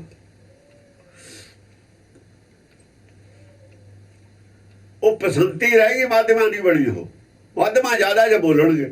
ਸੰਗਤ ਬੈਠੀ ਹੈ, ਪਾਠੀ ਪਾਠ ਕਰਦਾ, ਉਹ ਮੂੰਹ 'ਚ ਕਰੀ ਜਾਂਦਾ, ਦੂਏ ਨੂੰ ਕੋਈ ਨਹੀਂ ਸੁਣਦਾ। ਜਦੋਂ ਬੋਲਦਾ ਦੂਏ ਨੂੰ ਸੁਣਦਾ। ਯਾਨੀ ਬੋਲਣ ਵਾਲੇ ਦੇ ਵਿੱਚ, ਸੁਣਨ ਵਾਲਿਆਂ ਦੇ ਵਿੱਚ ਕਨੈਕਸ਼ਨ ਪੈਦਾ ਕਰਦਾ ਮਾਧਿਮਾ, ਉਹਨੂੰ ਕਹਿੰਦੇ ਨੇ। ਮਾਧਿਮਾ ਜ਼ਿਆਦਾ, ਸੁਣਨ ਵਾਲੇ ਬੈਠੇ ਨੇ, ਬੋਲਣ ਵਾਲਾ ਬੈਠਾ। ਉਹ ਕੀ ਕਹਿ ਰਿਹਾ, ਬੋਲ ਰਿਹਾ, ਸੁਣਨ ਵਾਲੇ ਸੁਣ ਰਹੇ ਨੇ। ਉਹ ਦੋਹਾਂ ਦੇ ਵਿੱਚ ਸੰਪਰਕ ਪੈਦਾ ਕਰਦੀ ਹੈ ਗੱਲ ਮਾਧਿਮਾ। ਅਸੀਂ ਜੋ ਬੋਲਦੇ ਹਾਂ ਦੂਏ ਨੂੰ ਸੁਣਦਾ ਹੈ, ਤਾਂ ਹੀ ਦੋਹਾਂ ਦੇ ਵਿੱਚ ਸੰਪਰਕ ਹੈ। ਮਾਧਿਮਾ ਹੁੰਦਾ ਦੋਹਾਂ ਦੇ ਵਿੱਚ ਕਨੈਕਸ਼ਨ ਪੈਦਾ ਕਰਨ ਵਾਲੀ ਚੀਜ਼, ਦੋਹਾਂ ਦੇ ਵਿਚਾਲੇ ਸੰਪਰਕ ਪੈਦਾ ਕਰਨ ਵਾਲੀ ਚੀਜ਼ ਮਾਧਿਮਾ ਬਾਣੀ ਹੈ। ਮਾਧਿਮਾ ਜਦ ਬਣਦੀ ਹੈ, ਇੱਕ ਆਦਮੀ ਨੇ ਬੋਲਿਆ, ਦੂਏ ਨੇ ਸੁਣਿਆ, ਉਹ ਮਾਧਿਮਾ। ਕੀ ਬੋਲਿਆ? ਜੇ ਹੁਣ ਪੰਜਾਬੀ ਅੰਗਰੇਜ਼ ਬੈਠਾ, ਪੰਜਾਬੀ 'ਚ ਤੁਸੀਂ ਗੱਲ ਕਰ ਰਹੇ ਹੋ, ਉਹਨੂੰ ਸੁਣਦਾ ਤਾਂ ਹੈ, ਕੁਝ ਬੋਲਦੇ ਨੇ, ਪਰ ਉਹਨੂੰ ਸਮਝ ਕੁਝ ਨਹੀਂ ਆ ਰਿਹਾ। ਇਹ ਅੰਗਰੇਜ਼ ਬੋਲ ਰਿਹਾ, ਪੰਜਾਬੀ ਵਾਲਾ ਬੈਠਾ। ਅੰਗਰੇਜ਼ੀ ਜਾਣ ਵਾਲੇ ਦਾ ਉਹ ਸਮਝਦੇ ਨੇ ਕੀ ਬੋਲ ਰਿਹਾ। ਉਹ ਜਿਹੜਾ ਪੰਜਾਬੀ ਜਾਣਦਾ, ਅੰਗਰੇਜ਼ੀ ਨਹੀਂ ਜਾਣਦਾ, ਉਹਦੇ ਵਾਸਤੇ ਮਾਧਿਮਾ ਦਾ ਜ਼ਰੂਰ ਹੈ ਵੀ ਕੁਝ ਕਹਿ ਰਿਹਾ, ਪਰ ਵੈਖਰੀ ਨਹੀਂ ਹੈ ਉਹਦੇ ਵਾਸਤੇ, ਸਮਝ ਨਹੀਂ ਆ ਰਹੀ। ਜਾਨਵਰ ਬੋਲਦੇ ਨੇ, ਚਿੜੀਆਂ ਬੋਲਦੀਆਂ ਨੇ, ਸਾਨੂੰ ਪਤਾ ਲੱਗਦਾ ਬੋਲਦੀਆਂ ਨੇ, ਪਰ ਚਿੜੀਆਂ ਸਮਝਦੀਆਂ ਨੇ ਕੀ ਬੋਲਦੀ ਹੈ ਦੂਈ ਚਿੜੀ। ਆਦਮੀ ਨੂੰ ਨਹੀਂ ਪਤਾ ਲੱਗਦਾ। ਆਦਮੀ ਬੋਲਦੇ ਨੇ, ਜਾਨਵਰਾਂ ਨੂੰ ਨਹੀਂ ਪਤਾ ਲੱਗਦਾ। ਇਸ ਕਰਕੇ ਵੈਖਰੀ ਜ਼ਿਆਦਾ ਹੈ। ਉਹੀ ਮਾਧਿਮਾ ਵੈਖਰੀ ਜਦ ਬਣਦੀ ਹੈ ਕੀ ਕਿਹਾ ਜਾ ਸਮਝ ਆ ਜਾਵੇ, ਵਿਖਿਆਨ ਰੂਪ 'ਚ ਪੂਰਾ ਸਮਝ ਆ ਜਾਏ ਤਾਂ ਵੈਖਰੀ ਹੈ। ਜੇ ਸਮਝ ਨਹੀਂ ਆਈ ਤਾਂ ਮਾਧਿਮਾ ਰਹਿ ਗਈ, ਵੈਖਰੀ ਨਹੀਂ ਬਣੀ। ਇਹ ਨੇ ਚਾਰ ਬਾਣੀਆਂ। ਉਹਨਾਂ ਨੇ ਬਾਹਰੋਂ ਬਣਾ ਕੇ ਅੰਦਰ ਨੂੰ ਲੈ ਗਏ ਨੇ, ਅਸਲ 'ਚ ਅੰਦਰੋਂ ਬਾਹਰ ਨੂੰ ਜਾਣੀ। ਗਿਆਨ ਅੰਦਰੋਂ ਬਾਹਰ ਨੂੰ ਜਾਂਦਾ ਹੁੰਦਾ ਹਮੇਸ਼ਾ। ਇਹ ਗਿਆਨ ਅੰਦਰੋਂ ਪੈਦਾ ਹੋ ਕੇ, ਅੰਦਰ ਸਭ ਤੋਂ ਸੁਪੀਰੀਅਰ ਗਿਆਨ ਅੰਦਰ ਹੁੰਦਾ ਹੈ। ਕੋਈ ਵੀ ਟੀਚਰ ਹੈ, ਉਹਦੇ ਅੰਦਰ ਗਿਆਨ ਹੁੰਦਾ ਹੈ, ਉਹਦਾ ਲਿਆ ਹੋਇਆ ਗਿਆਨ ਅੰਦਰ ਹੁੰਦਾ ਹੈ। ਅੰਦਰੋਂ ਹੀ ਬਾਹਰ ਨੂੰ ਜਾਣਾ ਗਿਆਨ, ਬਾਹਰੋਂ ਅੰਦਰ ਨੂੰ ਕਿਵੇਂ ਆ ਜਾਊਗਾ? ਬਾਹਰੋਂ ਤਾਂ ਜਿਹੜਾ ਅੰਦਰ ਨੂੰ ਗਿਆਨ ਆਉਂਦਾ ਅੱਖਾਂ ਦੇ ਥਰੂ ਆਉਂਦਾ, ਕੰਨਾਂ ਦੇਖ ਕੇ ਆਉਂਦਾ। ਆ ਬਾਹਰ ਜਿਹੜਾ ਦੇਖਦੇ ਆ, ਇਹ ਆ ਬਾਹਰ ਜੋ ਸੁਣਦੇ ਆ ਬੋਲਿਆ ਹੋਇਆ, ਬੋਲਣ ਵਾਲੇ ਦੇ ਅੰਦਰੋਂ ਆਇਆ, ਸਾਡੇ ਅੰਦਰੋਂ ਬਾਹਰ ਨੂੰ ਜਾਣ, ਨਾ ਬਾਹਰੋਂ ਅੰਦਰ ਨੂੰ ਜਾਣ। ਅਸੀਂ ਸੁਣ ਕੇ ਬਾਹਰੋਂ ਗਿਆਨ ਅੰਦਰ ਨੂੰ ਲੈ ਕੇ ਜਾਣਾ, ਕੰਨਾਂ ਤੇ ਹੀ ਗੱਲ ਸਾਡੇ ਅੰਦਰ ਜਾਣੀ ਹੈ। ਕਾਸ਼ੀ ਤੇ ਧੁਨ ਉਪਜੈ ਧੁਨ ਕਾਸ਼ੀ ਜਾਏ, ਸੁਣੀ ਹੋਈ ਗੱਲ ਅੰਦਰ ਜਾਂਦੀ ਹੈ। ਜੇ ਅੰਦਰ ਨਹੀਂ ਗੱਲ ਗਈ ਤਾਂ ਸਾਨੂੰ ਸਮਝ ਨਹੀਂ ਆਈ ਗੱਲ ਦੀ। ਅੰਦਰ ਕੱਜ ਜਾਂਦੀ ਹੈ, ਅੰਦਰ ਗੱਲ ਜਲ ਜਾਂਦੀ ਹੈ ਜਾਂ ਸੁਣਨ ਦੇ ਵੇਲੇ ਸਾਡਾ ਕੰਨ 'ਚ ਧਿਆਨ ਹੋਵੇ। ਕੰਨ ਨਾਲ ਜੁੜੇ ਹੋਈਏ ਔਰ ਉਹ ਬੰਦੇ ਨਾਲ ਜੁੜੇ ਹੋਈਏ। ਕੀ ਕਹਿ ਰਿਹਾ? ਜੇ ਸਾਡਾ ਕੰਨ ਜੁੜਿਆ ਨਹੀਂ ਹੋਇਆ ਉਹ ਬੰਦੇ ਨਾਲ, ਦੇਖੋ ਵਿਆਹ ਸ਼ਾਦੀਆਂ ਦੇ ਵਿੱਚ ਅੱਡ ਆਦਮੀ ਬੈਠੇ ਹੁੰਦੇ ਨੇ ਇੱਕੋ ਮੇਜ਼ ਤੇ, ਦੋ ਆਦਮੀ ਗੱਲ ਕਰਦੇ ਨੇ, ਹੋਰ ਦੋ ਹੋਰ ਕਰਦੇ ਨੇ ਨਾਲ ਦੇ। ਨਾਲ ਦੇ ਕੀ ਕਰਦੇ ਨੇ ਇਹਨਾਂ ਨੂੰ ਨਹੀਂ ਪਤਾ, ਇਹ ਕੀ ਕਰਦੇ ਨਾਲ ਦੇ ਨੂੰ ਨਹੀਂ ਪਤਾ। ਧਿਆਨ ਜਿੱਥੇ ਕੰਨ ਹੈ ਉਸੇ ਗੱਲ ਦਾ ਪਤਾ ਲੱਗੂਗਾ, ਜਿੱਥੇ ਸਾਡਾ ਕੰਨ ਨਹੀਂ ਹੈ ਉਹਦਾ ਕਿਵੇਂ ਪਤਾ ਲੱਗ ਜੂਗਾ? ਸੁਣਨ ਵਾਲਾ ਕਹਿਣ ਵਾਲੇ ਨਾਲ ਜੇ ਜੁੜਿਆ ਹੋਇਆ ਨਾ, ਕਿਵੇਂ? ਕੰਨ ਦੇ ਥਰੂ ਜੁੜਿਆ ਹੋਇਆ, ਕੰਨ ਦੇ ਥਰੂ ਜੁੜਨਾ। ਇਸ ਕਰਕੇ ਇਹ ਜਿਹੜਾ ਖੀਰ ਦੁੱਧ ਜੋ ਗੁਰਬਾਣੀ ਸੁਣਦੇ ਆ, ਕੰਨਾਂ ਥਈ ਜਾਂਦੀ ਹੈ ਅੰਦਰ। ਹਿਰਦੇ 'ਚ ਜੇ ਨਾਮ ਜਾਊਗਾ ਕੰਨਾਂ ਥਈ ਜਾਂਦਾ, ਮੂੰਹ ਥਈ ਜਾਂਦਾ ਹੀ ਨਹੀਂ ਹੈ। ਮੂੰਹ ਤੇ ਹੀ ਸੁਣਦਾ, ਸਰਵਣੀ ਖੀਰ ਬੁਲਾਇਆ, ਬਿਨ ਸਰਬਣੀ ਖੀਰ ਪਿਆਇਆ ਤਾਂ ਜ਼ਿਆਦਾ ਨਾ, ਜਾਂ ਅੰਦਰੋਂ ਅੰਦਰੇ ਹੁੰਦੀ ਹੈ, ਤੁਰਕੀ ਬਾਣੀ ਆਉਂਦੀ ਹੈ। ਇਹ ਕੰਨਾਂ ਨਾਲ ਪੀਤਾ ਜਾਂਦਾ ਪਹਿਲਾਂ। ਜਿਹੜਾ ਅੰਦਰ ਬੈਠਾ ਨਾ ਮਨ ਦੇ ਵਿੱਚ, ਜਿਹੜਾ ਕਹਿੰਦਾ ਨਾਮ ਦਾ ਰੌਲਾ ਬੰਦੇ ਸਾਹ ਅੰਦਰ ਨੂੰ ਵਾਹਿਗੁਰੂ ਕਹਿ ਕੇ ਲੈ ਕੇ ਜਾਓ, ਬਾਹਰ ਨੂੰ ਵਿਹਦੇ 'ਚ ਜਾਣਾ, ਉਹ ਤਾਂ ਫੇਫੜੇ ਜਾਊਗਾ। ਫਿਰ ਤੁਹਾਡਾ ਹਿਰਦੇ 'ਚ ਕਿਵੇਂ ਚਲੇ ਜਾਊ? ਜਿਹਨਾਂ ਨੂੰ ਫੇਫੜੇ ਔਰ ਹਿਰਦੇ ਦਾ ਨਹੀਂ ਪਤਾ, ਉਹ ਸਾਹ ਲੈਣਾ ਫੇਫੜੇ ਜਾਂਦਾ, ਉਹ ਬੈਠਾ ਹਿਰਦੇ 'ਚ, ਸਾਹ ਲੈ ਕੇ ਜਾਂਦੇ ਫੇਫੜੇ 'ਚ, ਤੁਸੀਂ ਫੇਫੜੇ 'ਚੋਂ ਬਾਹਰ ਕੱਢਦੇ ਹੋ। ਏਦੋਂ ਮੂਰਖ ਕੌਣ ਹੋ ਸਕਦੇ ਨੇ ਜਿਨ੍ਹਾਂ ਨੂੰ ਹਿਰਦੇ ਔਰ ਫੇਫੜੇ ਦਾ ਨਹੀਂ ਪਤਾ? ਉਹ ਮਨ 'ਚ ਬੈਠਾ, ਮਨ ਵਿੱਚ ਆਪ ਹੈ। ਉਹ ਮਨ ਵਿੱਚ ਚੀਜ਼ ਕਿਹੜੀ ਜਾਂਦੀ ਹੈ? ਕੰਨਾਂ ਸੇ ਜਾਂਦੀ ਹੈ। ਜਿਹੜੀ ਚੀਜ਼ ਤਿਰਕੁਟੀ 'ਚ ਨਹੀਂ ਜਾਂਦੀ ਉਹ ਹਿਰਦੇ 'ਚ ਨਹੀਂ ਜਾ ਸਕਦੀ। ਮੂੰਹ ਦੇ ਵਿੱਚ ਪਾਈ ਹੋਈ ਚੀਜ਼ ਤਿਰਕੁਟੀ 'ਚ ਨਹੀਂ ਜਾਂਦੀ। ਤਿਰਕੁਟੀ 'ਚ ਉਹਦਾ ਸਿਰਫ ਟੇਸਟ ਜਾਂਦਾ। ਉਹ ਵੀ ਇੱਥੇ ਲੱਗੇ ਨੇ ਗਲੈਂਡਸ ਜੀਭ ਦੇ ਥੱਲੇ, ਉਹ ਸੰਕੇਤ ਜਾਂਦਾ ਉੱਥੋਂ। ਮੂੰਹ 'ਚ ਪਾਈ ਚੀਜ਼ ਤਾਂ ਸਿੱਧੀ ਵਿਹਦੇ ਜਾਂਦੀ ਹੈ। ਪਾਣੀ ਪੀਂਦੇ ਆ, ਖਾਂਦੇ, ਸਾਹ ਕੇਵਲ ਫੇਫੜੇ ਜਾਂਦਾ ਜਿਹੜਾ ਲੈਂਦੇ। ਨੱਕ ਤੇ ਲਈਏ ਚਾਹੇ ਮੂੰਹ ਤੇ ਲਈਏ, ਕਿਉਂਕਿ ਨੱਕ ਦੀਆਂ ਵੀ ਸੁਰਾਖ ਮੂੰਹ 'ਚ ਜਾ ਕੇ ਸਮਝ ਚਲੇ ਜਾਂਦੇ, ਉਹ ਫੇਫੜੇ ਜਾਂਦੇ ਨੇ। ਹਵਾ ਫੇਫੜੇ ਜਾਂਦੀ ਹੈ, ਖਾਧਾ ਪੀਤਾ ਸਾਡਾ ਮਿਹਦੇ ਜਾਂਦਾ। ਇਹਨਾਂ ਦੇ ਨਾਲ ਨਾਮ ਦਾ ਕੀ ਸੰਬੰਧ? ਇੱਥੇ ਮਾਇਆ ਹੈ ਦੋਏ ਜਗ੍ਹਾ। ਹਵਾ ਵੀ ਮਾਇਆ ਹੈ, ਹਵਾ ਵੀ ਮਾਇਆ ਹੈ, ਜੋ ਖਾਣੇ ਪੀਣੇ ਉਹ ਵੀ ਮਾਇਆ। ਜਿਨ੍ਹਾਂ ਲੋਕਾਂ ਨੂੰ ਇਹ ਨਹੀਂ ਪਤਾ ਵੀ ਅੰਦਰ ਲੈ ਕੇ ਜਾਣ, ਅੰਦਰ ਦਾ ਕੀ ਮਤਲਬ ਹੈ? ਅੰਦਰ ਇਹੀ ਤਾਂ ਜੋਗੀ ਨੂੰ ਅੰਦਰ ਸੀ। ਜੋਗੀ ਸਰੀਰ, ਜਿਹੜੇ ਲੋਕ ਸਰੀਰ ਨਾਲ ਜੁੜੇ ਨੇ, ਸਰੀਰ 'ਚੋਂ ਖੋਜਦੇ ਨੇ, ਉਹ ਜੋਗ ਮਤ ਹੈ। ਜਿਹੜੇ ਕਹਿੰਦੇ ਨੇ ਵਾਹਿਗੁਰੂ ਨੂੰ ਸਾਹ ਨਾਲ ਅੰਦਰ ਲੈ ਕੇ ਜਾਓ, ਸਾਹ ਨਾਲ ਬਾਹਰ ਕੱਢੋ। ਵਾਹਿਗੁਰੂ ਕੋਈ ਮੈਟਰ ਹੈ, ਉਹਨੂੰ ਤੁਸੀਂ ਖਾ ਕੇ ਹਜਮ ਕਰਨਾ, ਖਾਣ ਵਾਲੀ ਚੀਜ਼ ਹੈ। ਇਦੋਂ ਮੂਰਖ ਕੌਣ ਹੋ ਸਕਦਾ ਹੈ? ਇਦੋਂ ਦਾ ਮੂਰਖ, ਇਹਦਾ ਜਵਾਕ ਵੀ ਨਹੀਂ ਇਸ ਗੱਲ ਨੂੰ ਤਾਂ ਮੰਨ ਸਕਦੇ। ਸਾਇੰਸ ਕਿਵੇਂ ਮੰਨ ਲੂ? ਅੱਜ ਕੱਲ੍ਹ ਮੰਨ ਲੂ ਕੋਈ? ਡਾਕਟਰੀ ਦਾ ਯੁੱਗ ਹੈ, ਛੋਟੇ ਛੋਟੇ ਬੱਚੇ ਡਾਕਟਰੀ ਪੜ੍ਹਦੇ ਨੇ, ਉਹ ਕਹਿਣਗੇ ਤਾਂ ਮੂਰਖ ਨੇ ਸਾਰੇ। ਸਿੱਖਾਂ ਨੂੰ ਮੂਰਖ ਮੰਨਦੇ ਨੇ, ਪੜ੍ਹੇ ਲਿਖੇ ਹੋਣ ਤਾਂ ਹੀ ਮੰਨਦੇ, ਤਾਂ ਹੀ ਨਹੀਂ ਕੋਈ ਸਿੱਖੀ ਨੂੰ ਮੰਨਦਾ। ਇਹਨਾਂ ਨੂੰ ਤਾਂ ਧੇਲੇ ਦੀ ਅਕਲ ਵੀ ਨਹੀਂ ਹੈ। ਜਿੱਥੇ ਇਹ ਪ੍ਰਚਾਰ ਹੈ, ਰੋਕ ਨਹੀਂ ਸਕਦਾ ਅਕਾਲ ਤਖਤ ਨੂੰ ਵੀ ਇਹ ਕੀ ਕਰਦੇ ਹੋ ਤੁਸੀਂ। ਇਹ ਹੁਣ ਅਕਾਲ ਤਖਤ ਵਾਲੇ ਨੂੰ ਆਪ ਨਹੀਂ ਪਤਾ ਹੈਗਾ ਵੀ ਗੱਲ ਕੀ ਹੈ, ਠੀਕ ਕੀ ਹੈ, ਗਲਤ ਕੀ ਹੈ। ਇਹ ਸਾਰਾ ਮੂਰਖਾਂ ਦਾ ਟੋਲਾ ਹੈ। ਫਿਰ ਆ ਕਿਹਾ ਜੀ ਕਾਸ਼ੀ ਤੇ ਧੁਨ ਉਪਜੈ ਧੁਨ ਕਾਸ਼ੀ ਜਾਏ, ਧੁਨ ਕਾਸ਼ੀ ਜਾਈ, ਧੁਨ ਕਾਸ਼ੀ ਜਾਈ। ਕਾਸ਼ੀ ਫੁੱਟੀ ਪੜਦਾ ਧੁਨ ਕਹਾਂ ਸਮਾਈ। ਅਟਕਣਾ ਕਿੱਥੇ ਜਾ ਕੇ, ਧੁਨ ਜਾਣਾ ਕਿੱਥੇ ਹੈ? ਜੇ ਕਾਸ਼ੀ ਜੋ ਪੈਦਾ ਹੋਈ ਹੈ, ਜਾਊ ਵੀ ਕਾਸ਼ੀ 'ਚ, ਬੇਤੇ 'ਚ ਨਹੀਂ ਜਾ ਸਕਦੀ ਹੈ। ਕੰਨਾਂ ਦੇ ਸੁਣ ਕੇ ਹਿਰਦੇ ਵਿੱਚ ਜਾਣੀ ਹੈ ਗੱਲ। ਸੁਣਨ ਵਾਲਾ ਤਾਂ ਹਿਰਦੇ 'ਚ ਬੈਠਾ, ਸੁਣੂ ਕੌਣ? ਮੇਲੇ ਵਿੱਚ ਜੇ ਮੂੰਹ ਤੇ ਹੀ ਵਾਹਿਗੁਰੂ ਲੈ ਕੇ ਜਾਣਗੇ ਤਾਂ ਉਹਦਾ ਸਵਾਦ ਦੱਸਣ ਕੀ ਹੈ, ਉਹਦਾ ਸਵਾਦ ਆਊਗਾ। ਮੂੰਹ ਵਾਲੀ ਚੀਜ਼ ਦਾ ਹਰੇਕ ਦਾ ਸਵਾਦ ਹੁੰਦਾ, ਕੌੜੀ ਮਿੱਠੀ ਚੀਜ਼ ਮੂੰਹ ਤੇ ਹੀ ਲੱਗਦੀ ਹੈ, ਮੂੰਹ ਚ ਪਾਈ ਚੀਜ਼ ਦਾ ਕੌੜਾ ਮਿੱਠਾ ਲੱਗ ਜਾਂਦਾ, ਦੱਸਣ ਸਵਾਦ ਕਿਹੋ ਜਿਹਾ। ਫਿਰ ਇੰਨੇ ਸਵਾਲ ਖੜੇ ਹੋ ਜਾਣਗੇ, ਇੱਕ ਦਾ ਵੀ ਜਵਾਬ ਨਹੀਂ ਉਹ ਹੈਗਾ। ਸਮਝਿਆ ਨਹੀਂ? ਜੇ ਮੂੰਹ ਚ ਫਿਰ ਪਾਇਆ ਅੰਦਰ ਲੈ ਕੇ ਫਿਰ ਬਾਹਰ ਕਾਹਦੇ ਕੱਢਤਾ ਬਈ, ਫਿਰ ਬਾਹਰ ਕਾਹਦੇ ਕੱਢਤਾ? ਸਾਹ ਲੈ ਕੇ ਬਾਹਰ ਨਾ ਕੱਢੋ, ਉਹਨੂੰ ਵਿੱਚੇ ਰਹਿਣ ਦਿਓ। ਇਹ 'ਚ ਕੋਈ ਇੱਕ ਧੇਲੇ ਦੀ ਅਕਲ ਵਾਲੀ ਗੱਲ ਨਹੀਂ ਹੈ। ਯਾਨੀ ਇੱਕ ਬਲੈਕਮੇਲ ਕਰਨ ਵਾਸਤੇ ਇੱਕ ਸਾਜ਼ਿਸ਼ ਸੀ, ਇਹ ਬਹੁਤ ਛਾਤਰ ਆਦਮੀਆਂ ਦੀ ਸਾਜ਼ਿਸ਼ ਸੀ। ਇਹ ਛਾਤਰ ਆਦਮੀਆਂ ਦੀ ਗੱਲ ਚਲਾਈ ਹੋਈ ਹੈ, ਇਹ ਉਹ ਲੋਕਾਂ ਦੀ ਗੱਲ ਚਲਾਈ ਹੋਈ ਹੈ ਜਿਹੜੇ ਕਹਿੰਦੇ ਸੀ ਮੂਰਤੀਆਂ ਪ੍ਰਕਰਮਾਂ ਚੋਂ ਨਹੀਂ ਕੱਢਣ ਦੇਣੀਆਂ। ਬਾਬੂ ਤੇਜਾ ਸੋਨੀ, ਬਾਬੂ ਤੇਜਾ ਸੋਨੀ ਕੰਪਨੀ, ਇਹਨਾਂ ਦੇ ਖਿਲਾਫ ਉਸ ਵੇਲੇ ਹੁਕਮਨਾਮਾ ਵੀ ਜਾਰੀ ਹੋਇਆ ਹੋਇਆ।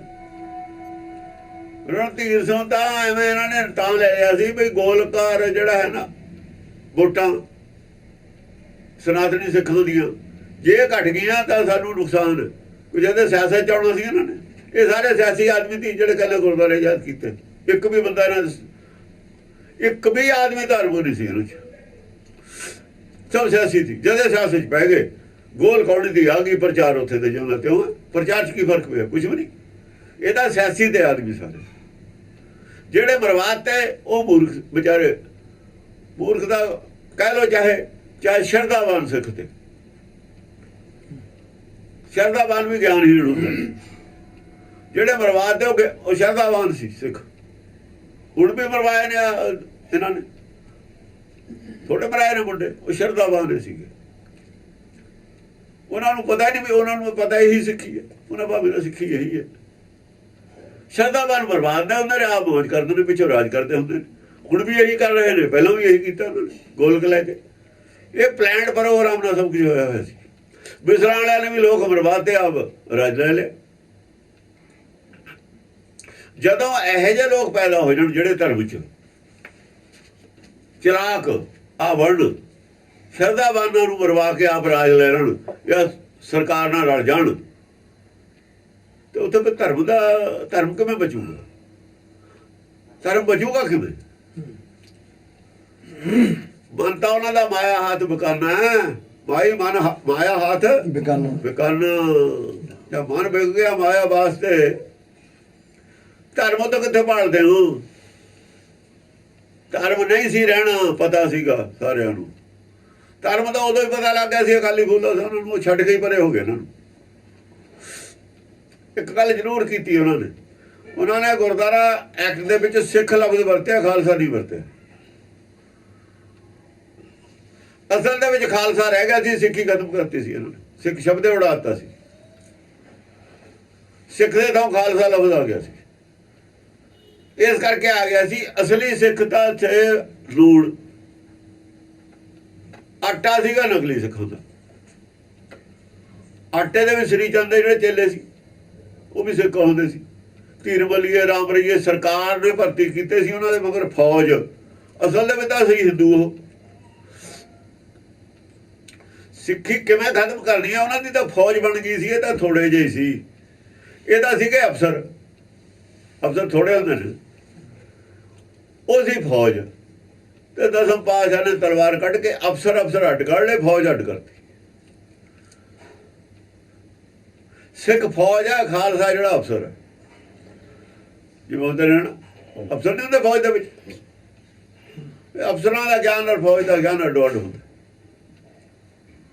ਹੁਣ ਅਫਸਰ ਇਹਨਾਂ ਨੇ ਹੋਰ ਬਣ ਲਏ ਫੌਜ ਦੇ। ਰਣਜੀਤ ਸਿੰਘ ਨਹੀਂ ਬਣ ਗਏ, ਉਹ ਪਿੱਛੇ ਹੋ ਗਏ। ਉਹ ਕਹਿੰਦੇ ਤਮਾਸ਼ਾ ਇਹਨਾਂ ਨੂੰ ਦੇਖਣ ਦਿਓ। ਅਸੀਂ ਲੜੇ ਆ ਬਹੁਤ ਚਿਰ, ਖਾਲਸਾ ਲੜਿਆ ਨਾ ਲੜਾਈ, ਹੁਣ ਇਹਨਾਂ ਨੂੰ ਲੜ ਲੈਣ ਦਿਓ, ਸਿੱਖਾਂ ਨੂੰ। ਇਹਨਾਂ ਦੀ ਲੜਾਈ ਹੁਣ ਸੰਗਤ ਨੂੰ ਦੇਖ ਲੈਣ ਦਿਓ ਵੀ ਇਹ ਲੜਾਈ ਕਿਹੋ ਜਿਹੀ ਲੜਦੇ ਨੇ। ਧਰਮ ਦੀ ਲੜਦੇ ਨੇ ਜਾਂ ਲਾਲਚ ਦੀ ਲੜਦੇ ਨੇ, ਸਵਾਰਥ ਦੀ ਲੜਦੇ ਨੇ। ਹੁਣ ਅਸੀਂ ਦੇਖ ਲਿਆ ਸਵਾਰਥ ਦੀ ਲੜਾਈ, ਹੁਣ ਸਾਰਿਆਂ ਨੇ ਦੇਖ ਲਿਆ। ਉਹ ਕਹਿੰਦੇ ਪਰ ਬੋਲਣਾ ਨਹੀਂ, 100 ਸਾਲ ਹੋ ਗਿਆ ਕਹਿੰਦੇ ਬੋਲਣਾ ਨਹੀਂ। ਤੁਸੀਂ ਨਹੀਂ ਕੁਝ ਕਹਿਣਾ ਵੀ ਸਵਾਰਥ ਦੀ ਲੜਾਈ ਲੜਦੇ ਨੇ। ਕਿਸੇ ਸਟੇਜ ਤੇ ਤੁਸੀਂ ਇਹ ਨਹੀਂ ਕਹਿਣਾ ਵੀ ਅਕਾਲੀ ਸਿਆਸਤ ਦੀ ਲੜਾਈ ਲੜਦੇ ਨੇ। ਚਲਾਕੀ ਦੀ ਲੜਾਈ ਲੜਦੇ ਨੇ, ਧਰਮ ਦੀ ਲੜਾਈ ਨਹੀਂ ਲੜਦੇ। ਆਪਾਂ ਨੇ ਨਹੀਂ ਕੁਝ ਕਹਿਣਾ। ਸੰਤਾਂ ਨੇ ਇੱਕ ਵਾਰ ਕਹਿਤਾ ਸੀ ਵੀ ਇਹ ਕੁਰਸੀ ਯੁੱਧ ਹੈ, ਧਰਮ ਯੁੱਧ ਨਹੀਂ। ਉਹਦੇ ਗੱਲ ਪੈ ਗਏ ਸੀ ਨਾ। ਉਹ ਕਹਿੰਦਾ ਕੁਰਸੀ ਯੁੱਧ ਹੈ, ਧਰਮ ਯੁੱਧ ਨਹੀਂ। ਉਹਨੇ ਇੰਨੀ ਗੱਲ ਕਹੀ ਸੀ। ਅੱਜ ਸਾਰੇ ਕਹਿੰਦੇ ਨੇ, ਅੱਜ ਕੱਲ੍ਹ ਨਹੀਂ ਬੋਲਦੇ। ਜਦ ਗੱਲ ਪੈਂਦੇ ਤੇ ਉਹਨੇ ਤਾਂ ਠੀਕ ਕਿਹਾ ਸੀ। ਅਸੀਂ ਉਹਨੂੰ ਇਹ ਵੀ ਕਿਹਾ ਸੀ ਵੀ ਤੈਂ ਗਲਤੀ ਕੀਤੀ, ਤੈਨੂੰ ਕੀ ਲੋੜ ਸੀ ਕਹਿਣ ਦੀ ਇਹ ਗੱਲ? ਕੁਰਸੀ ਯੁੱਧ ਹੈ, ਧਰਮ ਯੁੱਧ ਹੈ। ਜਾਂ ਅਸੀਂ ਇੰਨਾ ਚਿਰ ਤੇ ਚੁੱਪ ਕਰੇ ਹੋਏ ਹਾਂ, ਤੁਹਾਨੂੰ ਪਿੱਛੇ ਬੜਿਆਂ ਦੀ ਇਹ ਆਰਡਰ ਹੈ ਵੀ ਆਪਾਂ ਨੇ ਨਹੀਂ ਬੋਲਣਾ। ਸੰਗਤ ਬੋਲੂਗੀ, ਜਦ ਸੰਗਤ 'ਚ ਹਾਹਾਕਾਰ ਪਊ ਫਿਰ ਬੋਲਿਓ ਵੀ ਸਾਨੂੰ ਤਾਂ ਭਾਈ ਪਤਾ ਹੀ ਸੀ, ਤੁਸੀਂ ਵੋਟਾਂ ਦਿੰਦੇ ਤੇ ਇਹਨਾਂ ਨੂੰ, ਸਾਨੂੰ ਤਾਂ ਤੁਸੀਂ ਮਾੜੇ ਕਹਿੰਦੇ ਸੀ। ਤੁਸੀਂ ਆਪਣੇ ਰਾਹ ਚੱਲੀ ਜਾਓ, ਤੁਸੀਂ ਇਸੇ ਰਸਤੇ ਚੱਲੀ ਜਾਓ, ਨੂਣ ਵਾਲਾ ਪਾਣੀ ਪੀ ਕੇ ਸਾਰੀ ਜਾਓ। ਜੇ ਨਹੀਂ ਰੋਟੀ ਮਿਲਦੀ ਜਾਓ ਕਿ ਭੂਸੀ ਖਾਓ। ਤੁਸੀਂ ਮਾਇਆ ਵੱਲ ਨਾ ਝਾਕਿਓ, ਗੋਲਕਾਂ ਵੱਲ ਨਾ ਝਾਕਿਓ। ਪਰ ਕਮਜ਼ੋਰੀ ਇਹਨਾਂ 'ਚ ਵੀ ਆ ਗਈ, ਕਮਜ਼ੋਰੀ ਆ ਗਈ। ਉਹ ਜਿਹਾ ਭੁਗਤਦੇ ਵੀ ਨੇ, ਇੱਜ਼ਤ ਵੀ ਘਟ ਗਈ। ਜੇ ਕਮਜ਼ੋਰੀ ਆਊ ਇੱਜ਼ਤ ਘਟ ਜਾਣੀ। ਜਿਹਦੀ ਕਮਜ਼ੋਰੀ ਆ ਗਈ ਉਹਦੀ ਇੱਜ਼ਤ ਨਹੀਂ ਰਹਿਣੀ। ਕਮਜ਼ੋਰੀ ਨੇ ਲੈ ਕੇ ਬਹਿ ਜਾਣਾ। ਮਾਇਆ ਦੀ ਕਮਜ਼ੋਰੀ ਇਹਨਾਂ 'ਚ ਵੀ ਆ ਗਈ। ਅੱਜ ਉਹ ਹੈਗੇ ਵੀ ਨਾ ਬਹੁਤ ਇਹਨਾਂ 'ਚ ਜਿਹਨਾਂ 'ਚ ਕਮਜ਼ੋਰੀ ਨਹੀਂ ਹੈ। ਕਮਜ਼ੋਰੀ ਵਾਲੇ ਵੀ ਹੈਗੇ, ਬਿਨਾਂ ਕਮਜ਼ੋਰੀ ਵਾਲੇ ਵੀ ਹੈਗੇ।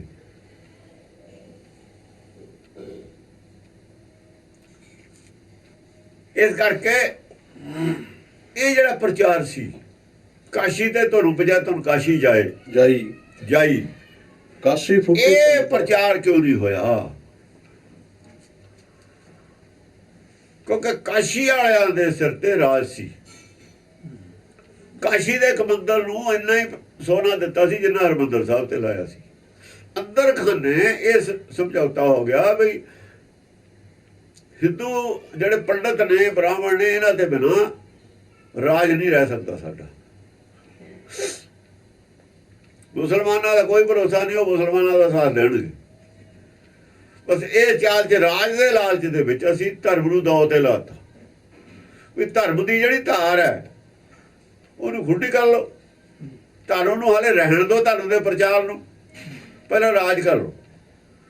ਰਾਜ ਦੇ ਨਾਲ ਬੇਅੰਤ ਸਿੱਖ ਸਾਰੇ ਜਿੰਨੇ ਸੀ, ਧੀਰ ਮੱਲੀਏ ਸਿੱਖ ਸੀ, ਉਹ ਸਾਰੇ ਸਿੱਖੇ ਸੀ ਨਾ। ਉਹ ਵਿੱਚ ਤਾਂ ਬੜੇ, ਪਰ ਧਰਮ ਸਮਾਪਤ ਕਰਤਾ ਉਹਨਾਂ ਨੇ। ਉਹ ਤਾਂ ਇਸੇ ਕੰਮ ਨੂੰ ਆਏ ਸੀ। ਧਰਮ ਬਿਲਕੁਲ ਸਮਾਪਤ ਹੋ ਗਿਆ। ਦਸਮ ਗ੍ਰੰਥ ਦੇ ਉਹ ਖਿਲਾਫ ਸੀ ਪਹਿਲਾਂ ਤੇ, ਕਿਉਂਕਿ ਦਸਮ ਗ੍ਰੰਥ ਤਾਂ ਬਿਲਕੁਲ ਸਿੱਧੀਆਂ ਸੱਟਾਂ ਮਾਰਦਾ ਨਾ। ਹੁਣ ਉਹ ਮੁਖਰ ਹੋ ਕੇ ਕਹਿਣ ਲੱਗ ਗਏ ਉੱਚੀ ਆਵਾਜ਼ 'ਚ। ਪਹਿਲਾਂ ਉਹਨਾਂ ਨੇ ਉੱਥੇ ਪ੍ਰਕਾਸ਼ ਚਕਾਤਾ। ਉਹਦਾ ਦੋ ਜਿਹੜੇ ਤਖਤ ਨੇ ਉਹ ਸਭ ਹੀ ਬੈਠੇ ਨੇ, ਉੱਥੇ ਰਾਜ ਹੈ ਨਹੀਂ ਨਾ। ਕੋਈ ਦੋ ਤਖਤਾਂ ਦੇ ਰਾਜ ਦਾ ਸਵਾਲ ਨਹੀਂ ਹੈ। ਇੱਥੇ ਰਾਜ ਦਾ ਸਵਾਲ ਸੀ ਪੰਜਾਬ 'ਚ। ਰਾਜ ਦੇ ਸਵਾਲ ਤੇ ਵਿਕ ਗਏ, ਉਹ ਵਿਕੇ ਨਹੀਂ। ਉਹ ਲਈ ਬੈਠੇ ਨੇ ਆਪਣੀ ਠੀਕ ਠਾਕ ਦੋ ਹੀ ਤਖਤਾਂ ਵਾਲੇ। ਕੋਈ ਸਰਕਾਰ ਦਾ ਵੀ ਬੈਨੀਫਿਟ ਇਸੇ ਦੇ ਵਿੱਚ ਸੀ ਵੀ ਤੁਸੀਂ ਭਾਈ ਉਹੀ ਮਰਿਆਦਾ ਲਈ ਬੈਠੇ ਰਹੋ, ਇਹਨਾਂ ਨੂੰ ਦੂਏ ਪੈਸੇ, ਕਿਉਂਕਿ ਤੁਹਾਡੇ 'ਚ ਫੁੱਟ ਪਊ। ਡਿਵਾਈਡ ਹੋ ਗਏ। ਇਹ ਡਿਵਾਈਡ ਹੋਏ ਲਾਲਚ ਵਾਸਤੇ। ਹੁਣ ਕਿਹੜੇ ਮੂੰਹ ਨਾਲ ਦੁਬਾਰਾ ਪ੍ਰਕਾਸ਼ ਕਰਨ, ਇਹ ਹੁਣ ਔਖਾ ਹੋਇਆ ਹੈ ਇਹਨਾਂ ਨੂੰ। ਪਤਾ ਇਹਨਾਂ ਨੂੰ ਦਸ ਮੁਰਾਂ ਦੀ ਬਾਣੀ ਹੁਣ ਦੁਬਾਰਾ ਪੜ੍ਹਨ ਲੱਗੇ ਨੇ। ਜਿਹੜੇ ਕਹਿੰਦੇ ਲੋਕ ਬੜੀਆਂ ਤੇ ਜਾਂਦੇ ਕਿਰਪਾਨਾਂ ਪਾ ਕੇ ਜਾਣ ਗਈ। ਕੱਲੇ ਅਕਾਲ ਉਸਤਤ ਦਾ ਜੇ ਪ੍ਰਚਾਰ ਹੋ ਜਾਂਦਾ, ਲੋਕ ਕਦੇ ਵੀ ਨਹੀਂ ਸੀ ਜਾਂਦੇ ਬੜੀਆਂ ਤੇ। ਭਣਿਆਰਾਂ ਨਾਲ ਇਹ ਕੋਈ ਪੈਦਾ ਹੀ ਨਹੀਂ ਸੀ ਹੋ ਸਕਦਾ ਸੰਤ। ਕੱਲੀ ਅਕਾਲ ਉਸਤਤ ਦੀ ਵਿਆਖਿਆ ਕਰੀ ਜਾਂਦੇ, ਔਰ ਸਭ ਤੋਂ ਸੌਖੀ ਵਿਆਖਿਆ ਉਹ ਕੱਲੀ ਚਿੱਤਰ ਨਾਟਕ ਦੀ ਅਕਾਲ ਉਸਤਤ ਦੀ ਵਿਆਖਿਆ ਹੀ ਸਾਰੇ ਧਰਮ ਵਾਸਤੇ ਕਾਫੀ ਹੈ। ਚਾਹੇ ਆਦਿ ਗੁਰੂ ਗ੍ਰੰਥ ਸਾਹਿਬ ਹੁੰਦਾ ਚਾਹੇ ਨਾ ਹੁੰਦਾ, ਇਹਦੀ ਲੋੜ ਹੀ ਨਹੀਂ ਹੈ। ਨਿਹੰਗ ਸਿੰਘ ਕਿਉਂ ਨਹੀਂ ਜਾਂਦੇ ਬੜੀਆਂ ਤੇ? ਕਿਉਂ ਨਹੀਂ ਪੁੱਛਦੇ ਹੋ? ਸ਼ਹੀਦਾਂ ਨੂੰ ਪੱਟ ਕੇ ਲਿਆ ਕੇ ਫਰਸ਼ ਲਾ ਲੈਂਦੇ ਨੇ ਅੰਦਰ। ਇਹ ਜਿਹਨਾਂ ਨੂੰ ਲੋਕ ਮੰਨਦੇ ਨੇ, ਡਰਦੇ ਨੇ। ਅਸੀਂ ਲਾਏ ਨੇ ਫਰਸ਼ ਸ਼ਹੀਦਾਂ ਨੂੰ ਪੱਟ ਕੇ, ਬੜੇ ਬੜਿਆਂ ਨੂੰ ਵੀ ਲਓ ਅਸੀਂ ਫਰਸ਼ ਲਾ ਲੈਂਦੇ ਇਹਨਾਂ ਦਾ, ਦੇਖਾਂ ਭਲਾ ਸਾਨੂੰ ਕੀ ਹੋ ਜੂ। ਉਹ ਨਿਰਭੈ ਕਾਹਤੇ ਨੇ? ਇਹ ਭੈਭੀਤ ਕਿਉਂ ਨੇ? ਜਿਹੜਾ ਨਿਰਭੈ ਕਰਨ ਵਾਲਾ ਗ੍ਰੰਥ ਹੈ ਉਹ ਤਾਂ ਇਹਨਾਂ ਨੇ ਛੱਡਤਾ। ਆਦਿ ਤਾਂ ਬਾਣੀ ਹੋਰ ਹੈ, ਤਾਂ ਭਾਸ਼ਾ ਹੀ ਹੋਰ ਹੈ। ਉਹਦੀ ਭਾਸ਼ਾ ਦਸਮ ਦੀ ਸਾਡੇ ਵਾਲੀ ਹੈ, ਤਕਰੀਬਨ ਮਿਲਦੀ ਜੁਲਦੀ। ਬਹੁਤੀ ਭਾਸ਼ਾ ਉਹ 'ਚ ਸਾਡੇ ਵਾਲੀ ਹੈ, ਇਹਦੀ ਭਾਸ਼ਾ ਸਾਡੇ ਵਾਲੀ ਹੈ ਉਹ ਨਹੀਂ।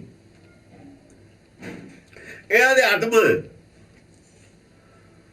ਉਹ ਅਧਿਆਤਮ ਉਹ ਵੀ ਹੈ, ਪਰ ਉਹ ਅਧਿਆਤਮ ਐਸਾ ਹੈ ਕਿ ਡੋਲਣ ਆ ਜਿਹੜਾ ਹੈ ਨਾ ਹੁਕਮ ਤੇ ਦਿੜ ਪੈਰਾ ਦਸਮ ਗ੍ਰੰਥ ਦਿੰਦਾ ਹੈ।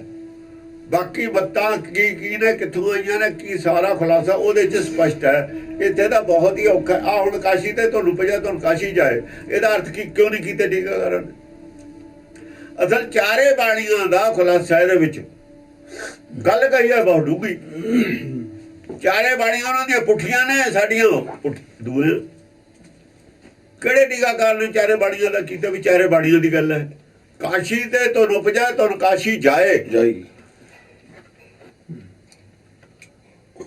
ਜੇ ਤੁਨ ਕਾਸ਼ੀ ਜੋ ਪੈਦਾ ਹੋ, ਖੜੂ ਵੀ ਕਾਸ਼ੀ 'ਚ ਜਾ ਕੇ ਹੋ, ਰੁਕੂ ਵੀ ਕਾਸ਼ੀ 'ਚ। ਭਾਂਡੇ 'ਚੋਂ ਦੁੱਧ ਪਾਇਆ, ਭਾਂਡਾ ਹੋਊ ਥੱਲੇ ਤਾਂ ਹੀ ਉਹ 'ਚ ਰੁਕੂਗਾ, ਤੇ ਨਹੀਂ ਤਾਂ ਜ਼ਮੀਨ ਤੇ ਡੁੱਲ ਜੂ, ਹੋ ਜਾ ਬੇਕਾਰ ਚਲੇ ਜਾਊ। ਹਿਰਦੇ 'ਚੋਂ ਕਹੀ ਹੋਈ ਗੱਲ ਦੂਏ ਹਿਰਦੇ ਟਿਕੂਗੀ ਜਾ ਕੇ, ਦੂਏ ਹਿਰਦੇ ਟਿਕੂਗੀ ਜਾ ਕੇ। ਜੋ ਗੱਲ ਕਹੀ ਜਾਂਦੀ ਹੈ ਸਮਝਾਉਣ ਵਾਸਤੇ, ਜੇ ਤਾਂ ਟਿੱਕੀ ਉਹਦੇ ਹਿਰਦੇ 'ਚ, ਇਹਨੂੰ ਨਾਮ ਟਿਕਣਾ ਕਹਿੰਦੇ ਨੇ। ਜੋ ਗਿਆਨ ਦਿੱਤਾ ਜੇ ਤਾਂ ਦੂਏ ਨੇ ਸੰਭਾਲ ਲਿਆ। ਕਬੀਰ ਕਹਿੰਦਾ ਗੁਰਦੀਨੀ ਬਸ ਕਬੀਰ ਕੋ ਲੈ ਹੋ ਬਸ ਸੰਭਾਲ, ਮੈਂ ਤਾਂ ਸੰਭਾਲ ਲਈ। ਕਬੀਰ ਦੀਨੀ ਸੰਸਾਰ ਕੋ, ਸੰਸਾਰ ਨੂੰ ਦੇਤੀ ਕਬੀਰ ਨੇ ਗੁਰਬਾਣੀ ਦੇ ਵਿੱਚ। ਲੈ ਜੇ ਸਮਸਤਕ ਭਾਵੇਂ ਸੰਭਾਲੂਗਾ, ਉਹ ਲਊਗਾ। ਉਹ ਕਿੱਥੇ ਲਊਗਾ? ਕਾਸ਼ੀ 'ਚ ਜਾ ਕੇ ਆਪਣੇ ਹਿਰਦੇ 'ਚ ਧਾਰਨ ਕਰੂਗਾ ਇਹਨੂੰ। ਜਿਸ ਮਸਤਕ ਭਾਗ ਜਿਹਦੇ ਮੱਥੇ 'ਚ ਭਾਗ ਹੋਣਗੇ ਉਹੀ ਲਊਗਾ ਇਹਨੂੰ। ਨਹੀਂ ਸਭ ਨੇ ਡੋਲ ਦੇਣੀ ਹੈ, ਰੋੜ ਦੇਣੀ ਹੈ। ਇਹ ਕੰਨ ਸੁਣੀ, ਇਹ ਕੰਨ ਕੱਢ ਦੇਣੀ ਹੈ। ਇਹ ਤਾਂ ਇਹ ਕੰਨ ਸੁਣ ਕੇ ਇਹ ਕੰਨ ਕੱਢਤੀ। ਜੇ ਲੈ ਗਿਆ ਥੱਲੇ ਫਿਰ ਤਾਂ ਅਸਰ ਹੋ ਗਿਆ। ਉਹ ਨਹੀਂ ਤਾਂ ਇਹ ਕੰਨ ਸੁਣੀ, ਇਹ ਕੰਨ ਕੱਢਤੀ। ਆਪਾਂ ਕਹਿੰਦੇ ਨਾ ਇਹ ਕੰਨ ਸੁਣੀ, ਇਹ ਕੰਨ ਕੱਢਤੀ। ਗੱਲ ਇਹੀ ਹੋ ਰਿਹਾ ਗੁਰਬਾਣੀ ਵਿੱਚ। ਇਹ ਕੰਨ ਸੁਣੀ ਤਾਂ ਇਹ ਕੰਨ ਕੱਢ ਦਿੱਤੀ। ਥੱਲੇ ਦਾ ਮਾਇਆ, ਭੁੱਖ ਤਾਂ ਮਾਇਆ ਦੀ ਹੈ, ਇਹਦੀ ਭੁੱਖੇ ਦੀ ਹੈ। ਅਸਲ ਨਾਮ ਦੀ ਜਿਹਨੂੰ ਭੁੱਖ ਹੁੰਦੀ ਹੈ ਉਹੀ ਲੈ ਕੇ ਜਾਂਦਾ, ਉਹਦੇ ਹੀ ਥੱਲੇ ਜਾਂਦੀ ਹੈ। ਭੁੱਖੇ ਨਹੀਂ ਆਵੇਗੀ। ਕਾਸ਼ੀ ਤੇ ਤੁਹਾਨੂੰ ਉਪਜਾ ਤੁਹਾਨੂੰ ਕਾਸ਼ੀ ਜਾਈ ਕਾਸ਼ੀ ਫੁੱਟੇ ਬਣਦਾ ਤੁਹਾਨੂੰ ਕਹਾਂ ਸਮਾਈ। ਕਾਸ਼ੀ ਫੁੱਟੀ ਪੰਡਦਾ ਤੁਹਾਨੂੰ ਕਹਾਂ ਸਮਾਈ। ਜਦੋਂ ਕਾਸ਼ੀ ਫੁੱਟ ਜਾਂਦੀ ਹੈ ਮਰਦਾ ਹੈ, ਕਾਸ਼ੀ ਫੁੱਟ ਜਾਂਦੀ ਹੈ। ਇਹ ਸੌ ਜਾਂਦਾ, ਕਾਸ਼ੀ ਫੁੱਟ ਜਾਂਦੀ ਹੈ। ਸਾਡੀ ਸੋਝੀ ਜਦੋਂ ਖਤਮ ਹੋ ਜਾਂਦੀ ਉਹਨੂੰ ਕਾਸ਼ੀ ਫੁੱਟੀ ਕਹਿੰਦੇ। ਸੌ ਜਾਂਦੇ, ਸੋਝੀ ਨਹੀਂ ਹੈ ਸੰਸਾਰ ਦੀ। ਜਿੰਨਾ ਚਿਰ ਅਸੀਂ ਸੰਸਾਰ ਦੇ ਵਿੱਚ ਸਾਨੂੰ ਸੋਝੀ ਹੈ ਸੰਸਾਰ ਦੀ, ਉਹਨਾਂ ਚਿਰ ਕਾਸ਼ੀ ਸਾਡੀ ਕਾਇਮ ਹੈ। ਤੇ ਸੰਸਾਰ ਦੀ ਸੋਝੀ ਨਹੀਂ ਰਹੀ ਸਾਨੂੰ, ਚਾਹੇ ਸੌ ਗਏ, ਬੇਹੋਸ਼ ਹੋ ਗਏ, ਚਾਹੇ ਮਰ ਗਏ, ਇੱਕੋ ਹੀ ਗੱਲ ਹੈ। ਜਦੋਂ ਕਾਸ਼ੀ ਫੁੱਟ ਗਈ ਕਿਉਂਕਿ ਕਲਪਨਾ ਜਿਹੜੀ ਹੈਗੀ ਜਾਗਦੇ ਨੂੰ, ਇਹ ਸੁਪਨੇ 'ਚ ਹੈ। ਸੁਪਨੇ 'ਚ ਵੀ ਜਾਗਦਾ ਹੁੰਦਾ ਹੈ। ਜੇ ਬੇਹੋਸ਼ ਆ ਕਲਪਨਾ ਹੁੰਦੀ ਹੋਣੀ, ਕਾਸ਼ੀ ਹੈ ਨਹੀਂ ਨਾ। ਇਹ ਕਾਸ਼ੀ ਹੈ ਨਹੀਂ ਤਾਂ ਕਲਪਨਾ ਵੀ ਹੈ ਨਹੀਂ। ਕਲਪਨਾ ਵੀ ਹਿਰਦੇ 'ਚ ਉੱਠਦੀ ਹੈ।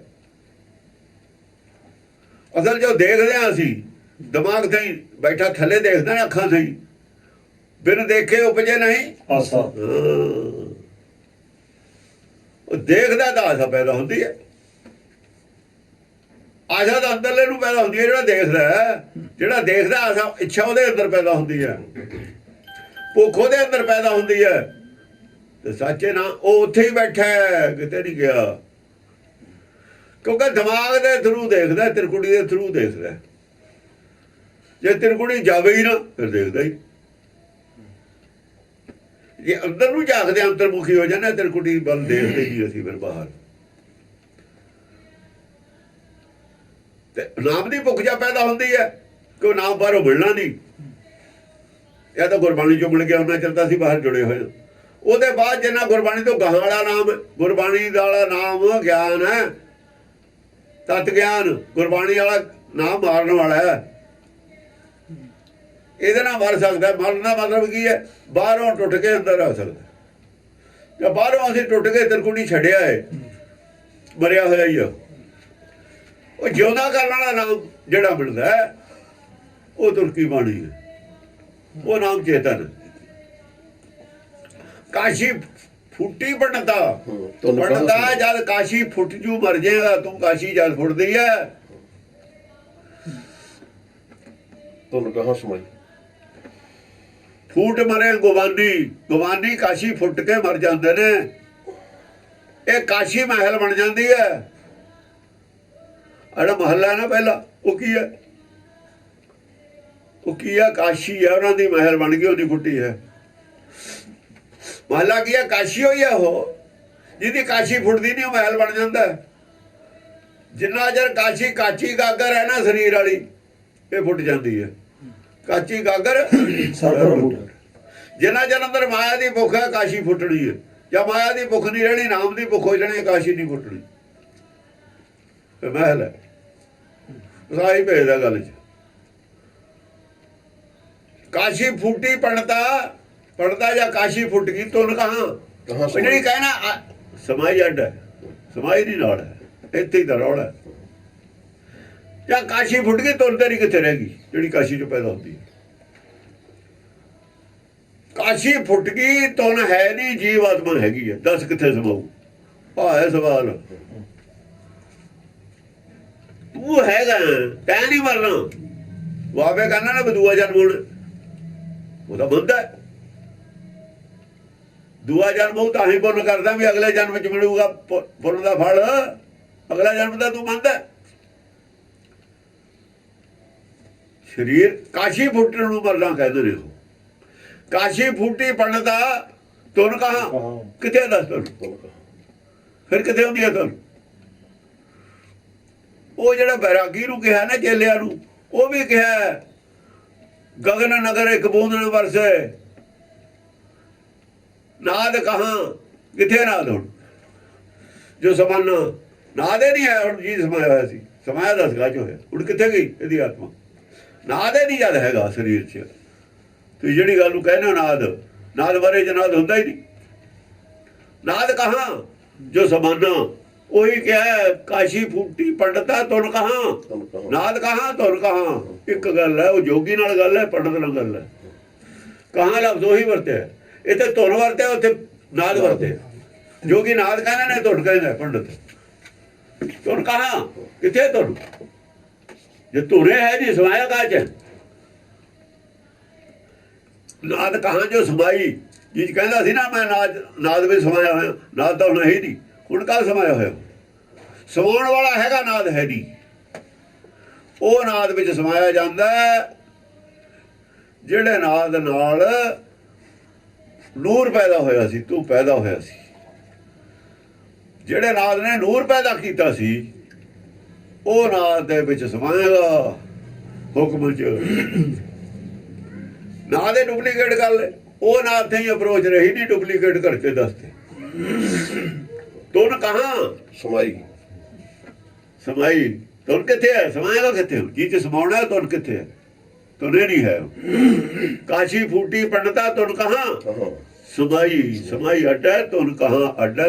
ਕਹਾਂ ਦਾ ਸਵਾਲ ਪੈਦਾ ਕੀਤਾ, ਪੁੱਛਿਆ ਪੰਡਤ ਤੋਂ, ਤਾਂ ਤੁਨ ਕਿੱਥੇ ਹੈ? ਉੱਥੇ ਜੋਗੀ ਤੋਂ ਪੁੱਛਿਆ ਸੀ। ਹਾਂ, ਤਿਰਕੁਟੀ ਸੰਧ ਮੈਂ ਪੇਖਿਆ, ਘਟ ਹੂੰ ਘਟ ਜਾਗੀ, ਐਸੀ ਬੁੱਧ ਸਮਾਚਰੀ ਘਟ ਮਾਹੇ ਤਿਆਗੀ। ਤਿਰਕੁਟੀ ਸੰਧ ਮੈਂ ਦੇਖਿਆ, ਮੈਂ ਵੀ ਆਪਣੇ ਤਿਰਕੁਟੀ ਦੇ ਵਿੱਚ ਬੈਠ ਕੇ ਦੇਖਿਆ। ਸਾਰਾ ਸੰਸਾਰ ਨੂੰ ਤਿਰਕੁਟੀ 'ਚ ਬੈਠ ਕੇ ਦੇਖੂਗਾ। ਘਟ ਮੈਂ ਹਰਜੂ ਬਸਾ ਤਿਰਕੁਟੀ 'ਚ ਬੈਠ ਕੇ ਦੇਖੂਗਾ। ਪਰ ਦ੍ਰਿਸ਼ਟੀ ਬਦਲ ਗਈ ਨਾ। ਇਹ ਨੇਤਰੋ ਮੇਰਿਓ ਹਰ ਤੋਂ ਮੈਂ ਜੋਤ ਰੱਖੀ, ਹਰ ਬਿਨਾ ਵਰਨਾ ਦੇਖੋ। ਤਿਰਕੁਟੀ 'ਚ ਬੈਠ ਕੇ ਦੇਖਣਾ ਨਾ, ਪਰ ਦੇਖਣਾ ਕਿਵੇਂ ਹੈ? ਹੁਣ ਦ੍ਰਿਸ਼ਟੀ ਬਦਲ ਗਈ। ਘਟ ਮੈਂ ਹਰਜੂ ਬਸੇ ਸੰਤਨ ਕਹਿਓ, ਤਿਰਕੁਟੀ ਸੰਤ ਮੈਂ ਪੇਖਿਆ ਗਿਆ, ਦੇਖਿਆ ਨਹੀਂ ਗਿਆ। ਕਿਉਂ? ਦੇਖਣਾ ਅੱਖਾਂ ਦੇ, ਪੇਖਣਾ ਬੁੱਧੀ ਨਾਲ। ਅੱਖਾਂ ਨਾਲ ਨਹੀਂ ਅੱਖਾਂ ਨਾਲ ਦੇਖੀ ਤਾਂ ਹੁੰਦਾ। ਪੇਖਿਆ ਲਫ਼ਜ਼ ਵਰਤੇ, ਸਮਝਿਆ ਮੈਂ ਤਿਰਕੁਟੀ 'ਚ ਬੈਠ ਕੇ ਲੋਕਾਂ ਨੂੰ ਜਾ ਘਟ ਹੂੰ ਘਟ ਜਾਗੀ, ਘਾਟੋਂ ਘਟ ਜਾਗੀ। ਘਟ ਦੇ ਵਿੱਚ ਜਾਗਰਤ ਹੈ, ਜਾਗਰਤ ਅਰ ਸੁਪਤ ਅਵਸਥਾ ਘਟ ਨਾਲ ਸੰਬੰਧਿਤ ਹੈ। ਕਿਸੇ ਦੀ ਜੇ ਜਾਗੀ ਹੈ ਸੁਰਤ, ਤਾਂ ਅੰਦਰੋਂ ਜਾਗੀ ਹੈ, ਬਾਹਰੋਂ ਨਹੀਂ ਜਾਗਦੀ ਕਦੇ ਵੀ। ਜੇ ਜਾਗੀ ਹੈ, ਜਿਹੜਾ ਵੀ ਜਾਗਿਆ, ਜਾਗਣ ਵਾਲੇ ਦੀ ਲਿਸਟ ਆਈ ਹੈ ਨਾ, ਜਾਗਣ ਵਾਲੇ ਦੀ ਵੀ ਲਿਸਟ ਹੈ ਗੁਰਬਾਣੀ 'ਚ। ਕੌਣ ਕੌਣ ਜਾਗਿਆ, ਕਿਹੜੇ ਕਿਹੜੇ? ਭਗਤ ਸਾਰੇ ਜਾਗੇ ਹੋਏ ਨੇ। ਘਾਟੋਂ ਘਟ ਜਾਗੀ। ਐਸੀ ਬੁੱਧ ਸਮਾਜਰੀ ਘਟ ਮਾਹੇ ਤਿਆਗੀ। ਐਸੀ ਬੁੱਧ ਸਮਾਜਰੀ ਘਟ ਮਾਹੇ, ਉਹ ਐਸੀ ਬੁੱਧ ਘਟ ਦੇ ਅੰਦਰ ਹੈ ਤੇਰੇ, ਉਹਨੂੰ ਤਿਆਗੀ ਫਿਰਦਾ ਤੂੰ, ਛੱਡੀ ਫਿਰਦਾ। ਘਟ ਮਾਹੇ ਸਮਾਜਰੀ ਬੁੱਧ ਹੈ ਤੇਰੇ ਅੰਦਰ, ਸਾਰਿਆਂ ਦੇ ਅੰਦਰ ਹੈ। ਘਟ ਘਟ ਮੈਂ ਹਰਜੂ ਬਸੈ, ਹਰ ਦੀ ਆਵਾਜ਼ ਰਾਮ ਬੋਲੇ, ਸਭਾ ਘਟ ਰਾਮ ਬੋਲੇ। ਉਹ ਰਾਮ ਤਾਂ ਸਾਰਿਆਂ ਦੇ ਅੰਦਰ ਬੋਲਿਆ, ਤਾਂ ਉਹ ਜਿਹੜੀ ਹੈ ਨਾ ਰਾਮ ਦੀ ਜਿਹੜੀ ਸ਼ਬਦ ਬਾਣੀ ਹੈ, ਤਿਆਗ ਦੀ ਇਹੀ ਨਾਦ ਹੈ। ਇਹ ਤਾਂ ਛੱਡੀ ਫਿਰਦੇ, ਜਿਉਂਦਾ ਹੀ ਤੂੰ, ਇਹ ਤਾਂ ਤਿਆਗੀ ਫਿਰਦੇ। ਉਹ ਰਾਮ ਦੀ ਆਵਾਜ਼ ਜਿਹੜੀ ਹੈ ਨਾ, ਅੰਤਰਾਤਮਾ ਦੀ ਆਵਾਜ਼, ਇਹੀ ਪਰਾ ਬਾਣੀ ਹੈ, ਇਹ ਤਿਆਗੀ ਹੈ। ਬਾਹਰੋਂ ਆਕਾਸ਼ ਬਾਣੀ ਟੋੜਦਾ ਫਿਰਦਾ, ਬਾਹਰਲੀ ਆਕਾਸ਼ ਬਾਣੀ 'ਚ ਵਿਸ਼ਵਾਸ ਕਰਦਾ, ਜਿਹੜੀ ਆਕਾਸ਼ ਬਾਣੀ ਉੱਧਰੋਂ ਰਾਮ ਦੀ ਆਵਾਜ਼ ਉਹ ਛੱਡੀ ਫਿਰਦਾ। ਉਹ ਸਾਰਿਆਂ ਦੇ ਘੱਟ ਵਿੱਚ ਹੈ ਤਾਂ ਆਵਾਜ਼, ਉਹ ਪਰਾ ਬਾਣੀ ਤਾਂ ਸਾਰਿਆਂ ਦੇ ਅੰਦਰ ਹੈ, ਉਹ ਤਿਆਗੀ ਫਿਰਦੇ ਹੋ ਤੁਸੀਂ, ਛੱਡੀ ਹੋਈ ਆ ਉਹ। ਜਾਣ ਦੇਖੋ, ਅੰਦਰਲੀ ਗੱਲ ਨੂੰ ਬਾਹਰ ਬਣਾਤਾ, ਅੰਦਰੋਂ ਚੱਕ ਕੇ ਬਾਹਰ ਲੈ ਗਿਆ ਪੰਡਤ। ਚਾਰੇ ਬਾਣੀਆਂ ਵੀ ਵਾਲੀਆਂ ਬਾਹਰੋਂ ਸ਼ੁਰੂ ਕਰਕੇ ਅੰਦਰ ਨੂੰ ਲੈ ਕੇ ਆਉਂਦੇ। ਇਹ ਪੰਡਤ ਦੀ ਸ਼ਰਾਰਤ ਸੀ, ਅੰਦਰ ਨਾਲ ਤੋੜ ਕੇ ਬਾਹਰ ਜੋੜ ਦੇਣਾ। ਬਾਹਰ ਮਾਇਆ, ਅੰਦਰੋਂ ਦੀ ਗੱਲ ਨੂੰ ਬਾਹਰਲੀ ਗੱਲ ਬਣਾਉਣ ਦੀ ਬੜੀ ਭਾਰੀ ਸਿਆਸਤ ਸੀ। ਇਸੇ ਨੂੰ ਕਿਹਾ ਪੰਡਤ ਪਾੜੀ ਬਾਟ, ਪਾਨ ਬੋਰੀ ਪ੍ਰਿਥਵੀ। ਸਰੀਰ ਦਾ ਪੱਥਰ ਬਣਾ ਲਿਆ, ਪੱਥਰ ਦੀ ਪੂਜਾ ਕਰਨ ਨਾਲ ਤੇ ਇਹ ਪੱਥਰ ਨੇ ਸਾਰੀ ਡਬੋਤੀ। ਪਾਨ ਬੋਰੀ ਪ੍ਰਿਥਵੀ, ਪੰਡਤ ਪਾੜੀ ਬਾਟ। ਪੰਡਤ ਨੇ ਰਸਤਾ ਪਾੜ ਲਿਆ, ਅੰਦਰਲੇ ਗੱਲ ਨੂੰ ਬਾਹਰਲੀ ਗੱਲ ਬਣਾ ਲਿਆ। ਅਸੀਂ ਵੀ ਬਾਹਰਲਾ ਹੀ ਪ੍ਰਚਾਰ ਕਰਦੇ ਹਾਂ, ਟੀਕੇ ਵੀ ਬਾਹਰਲਾ ਹੀ ਪ੍ਰਚਾਰ ਕਰਦੇ ਨੇ। ਹੁਣ ਮਹਿਸੂਸ ਕਰਦੇ ਨੇ ਵੀ ਗੱਲ ਤਾਂ ਸਾਰੀ ਬਾਹਰਲੀ ਹੋ ਰਹੀ ਹੈ, ਅੰਦਰਲੀ ਤਾਂ ਹੋਈ ਨਹੀਂ ਰਹੀ ਗੱਲ। ਅੰਦਰਲੀ ਗੱਲ ਹੈ ਸਾਰੀ, ਇਹ ਬਾਹਰਲੀ ਨਹੀਂ ਹੈ। ਆਤਮਾ ਕੀ ਹੈ? ਆਤਮ ਗਿਆਨ, ਆਤਮ ਦੀ ਖੋਜ, ਆਤਮ ਚੀਨ ਪਰ ਆਤਮ ਚੀਨੋ। ਤੇ ਬਾਕੀਆਂ ਨੇ ਆਤਮਾ ਚੀਨੀ ਹੋਣੀ। ਸਨਕ ਸਨੰਦਰ ਨੇ ਆਤਮਾ ਨਹੀਂ ਖੋਜੀ। ਸਨਕ ਸਨੰਦਰ ਨਾਰਦ ਮੁਨੀ ਨੇ ਨਹੀਂ। ਨਾਰਦ ਦੇਖੋ, ਨਾਰਦ ਹੋ ਰਿਹਾ, ਨਾਰਦ ਮੁਨੀ ਹੋ ਰਿਹਾ। ਹਾਂ, ਨਾਰਦ ਮੁਨੀ ਇਹਨਾਂ ਦਾ ਨਾਰਾਇਣ ਨਾਰਾਇਣ ਕਰਨ ਵਾਲਾ ਉਹ ਮੁਨੀ ਹੈ। ਇਹ ਸਿਰ ਤੇ ਜਟਾਂ ਨੇ, ਇਹ ਨਾਰਦ ਦੇ ਸਿਰ ਤੇ ਜਟਾਂ ਨਹੀਂ ਹੋਣ। ਇਹ ਨਾਰਦ ਤਾਂ ਹੈ ਜਾਂ ਕਬੀਰ ਹੈ, ਨਾਨਕ ਹੈ। ਨਾਨਕ ਨਾਰਦ ਹੈ, ਇਹ ਭਗਤੀ ਕਰਨ ਵਾਲੇ ਭਗਤ ਨਾਰਦੀ ਹੈ। ਤੁਹਾਨੂੰ ਜੇ ਉਹ ਨਾਰਦ ਦੇ ਜਟਾ ਹੁੰਦੀ ਹੈ, ਦਸਮ ਪਾਤਸ਼ਾਹ ਨਹੀਂ ਲਿਖ ਸਕਦੇ ਜਟਾ ਨਸੀਸ ਧਾਰ ਹੋ ਨਾ ਮੁਦਰ ਕਾ ਸਵਾਰ ਹੋ, ਇਹ ਨਹੀਂ ਲਿਖ ਸਕਦੇ ਸੀ। ਇਹਨਾਂ ਦਾ ਨਾਰਦ ਦਾ ਡੁਪਲੀਕੇਟ ਬਣਾਇਆ ਹੈ ਜਟਾਂ ਵਾਲਾ। ਹਾਂ, ਉਹ ਸ਼ਿਵ ਜੀ ਦਾ ਭਗਤ ਹੈ, ਉਹਦੇ ਸ਼ਿਵ ਜੀ ਵਾਲੀਆਂ ਜਟਾਂ ਨੇ ਉਹਦੇ ਸਿਰ ਤੇ, ਜਟਾਂ ਦੇ ਸ਼ਿਵ ਜੀ ਦੇ ਨੇ। ਉਹ ਡੁਪਲੀਕੇਟ ਹੈ। ਉਹ ਨਾਰਦ ਦੇ ਨਾਲ ਮੁਨੀ ਲਾਇਆ ਹੋਇਆ, ਸਾਡੇ ਨਾਰਦ ਦੇ ਨਾਲ ਮੁਨੀ ਨਹੀਂ ਲੱਗਿਆ ਹੋਇਆ। ਨਾਰਦ ਮੁਨੀ ਕੰਡੈਮ ਕੀਤਾ, ਨਾਰਦ ਨੇ ਕੰਡੈਮ ਕੀਤਾ ਹੋਇਆ। ਨਾਰਦ ਸੇ ਚਤੁਰਾਨਨ ਸੇ ਰੋਗ ਨਾ ਰਖਸੇ ਸਭ ਹੂ ਮਿਲ ਗਾਇਓ, ਦਸਮ ਪਾਤਸ਼ਾਹ ਕਹਿੰਦੇ ਨੇ। ਨਾਰਦ ਸੇ ਚਤੁਰਾਨਨ ਸੇ ਰੋਗ ਨਾ ਰਖਸੇ ਸਭ ਹੂ ਮਿਲ ਗਾਇਓ, ਵੇਦ ਕਤੇਬ ਨਾ ਭੇਦ ਲਖਿਓ। ਸਮਝਿਆ ਨਹੀਂ? ਵੇਦ ਕਤੇਬਾਂ ਨੇ ਭੇਦ ਨਹੀਂ ਪਾਇਆ, ਉਹ ਪੰਡਤ ਦੇ ਲਿਖਿਆ ਨੇ। ਕਤੇ ਵੇਦ ਕਹਿੰਦੇ ਨੇ ਗਿਆਨ ਨੂੰ, ਕਤੇਬ ਕਹਿੰਦੇ ਨੇ ਮੁਸਲਮਾਨਾਂ ਦੀ ਕੁਰਾਨ ਨੂੰ। ਹਾਂਜੀ, ਆਪ ਤੇ ਜਾਣਿਆ ਤੇਜ ਤੇਜ ਸਮਾਨਾ। ਆਪ ਤੇ ਜਾਣਿਆ। ਦੇਖੋ, ਜਾਣਿਆ ਕੀ ਹੈ?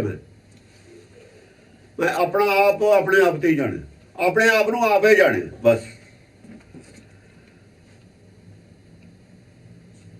ਆਪਣੇ ਆਪ ਨੂੰ ਆਪੇ ਜਾਣਿਆ। ਕਿਸੇ ਹੁਣ ਪਰਮਾਤਮਾ ਦੇ ਜਾਣਨ ਦੀ ਗੱਲ ਹੈ, ਕਿਸੇ ਰੱਬ ਦੇ ਮੁਨਾਫ ਦੀ ਗੱਲ ਹੈ ਇੱਥੇ? ਇਹ ਤਾਂ ਕਬੀਰ ਨੇ ਕਹਿਤੀ ਸੀ ਗੱਲ ਸਾਰੀ, ਇਸੇ ਦੀ ਵਿਆਖਿਆ ਗੁਰਬਾਣੀ ਸਾਰੀ।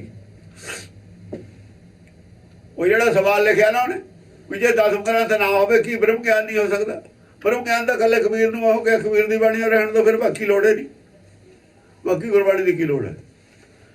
ਜੇ ਕੱਲ ਨੂੰ ਕੋਈ ਇਹ ਕਹਿ ਦੇਵੇ ਵੀ ਕਬੀਰ ਦੀ ਇਕੱਲੀ ਬਾਣੀ ਨਾਲੇ ਬ੍ਰਹਮ ਗਿਆਨ ਹੋ ਜੂ, ਬਾਕੀ ਛੱਡ ਦਿਓ, ਕੀ ਲੋੜ ਹੈ? ਇੰਨੀ ਰੱਖ ਲਓ।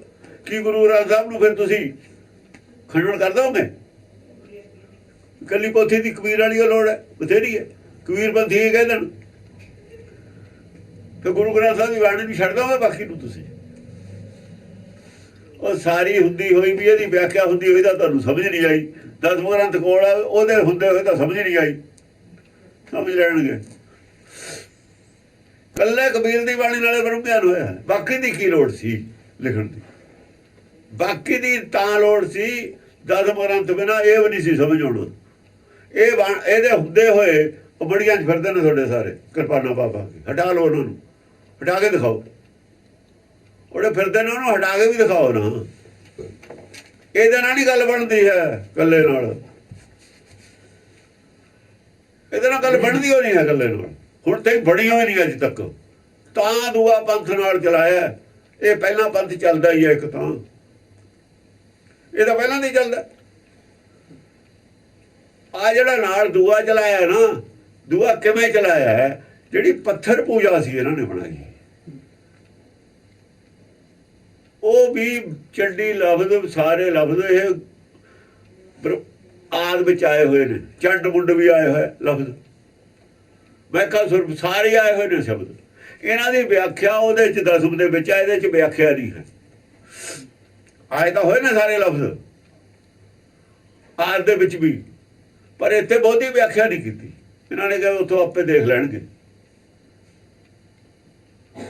ਉਹ ਸ਼ਬਦ ਇੱਥੇ ਵੀ ਤਾਂ ਆਏ ਹੋਏ ਨੇ। ਉਹਨਾਂ ਨੂੰ ਲੈ ਕੇ ਰਾਖਸ਼ ਬਣਾ ਕੇ ਉਹਨਾਂ ਨੇ ਹੋਰੇ ਕੁਝ ਕਰ ਲਿਆ। ਪੰਡਤ ਨੇ ਫਾਇਦਾ ਉਠਾ ਲਿਆ, ਕਿਉਂਕਿ ਉਹਦੇ ਬਾਰੇ ਜ਼ਿਆਦਾ ਵਿਆਖਿਆ ਨਹੀਂ ਸੀ। ਸਾਡੇ ਕੋਲ ਇਹਦੇ ਵਿੱਚ ਜਵਾਬ ਕੋਈ ਨਹੀਂ। ਪੂਰਾ ਗ੍ਰੰਥ ਉਹਨਾਂ ਤੇ ਹੀ ਲਿਖ ਦਿੱਤਾ ਜਿੱਥੋਂ ਭੁਲੇਖਾ ਪਾਇਆ ਸੀ। ਇਹਨਾਂ ਬਾਰੇ ਜੋ ਵੇਦ ਕਹਿੰਦਾ ਉਹ ਵੀ ਆਤਮਾ ਦੀ ਉਹ ਗੱਲ ਹੈ। ਜਿਹਦੇ ਕਾਦ ਵੀ ਜਿਵੇਂ ਕਿਹਾ ਸੀ, ਹਰ ਕਾ ਸੇਵਕ ਸੋ ਹਰ ਜਿਹਾ, ਭੇਦ ਨਾ ਜਾਣੋ ਮਾਨਸ ਦੇਹਾ। ਇਹਦਾ ਯਕੀਨ ਕਿਵੇਂ ਹੁੰਦਾ? ਦੇ ਤਾਂ ਉਹਦੇ ਹੈਗੀ ਹੈ, ਦੇ ਤਾਂ ਹੈਗੀ ਹੈ। ਕੈਸੇ ਹਰ ਜੇ ਹੈ, ਇਹੀ ਭਗਉਤੀ ਹੈ। ਹਰ ਕਾ ਸੇਵਕ ਹੈ, ਭਗਉਤੀ ਹੈ।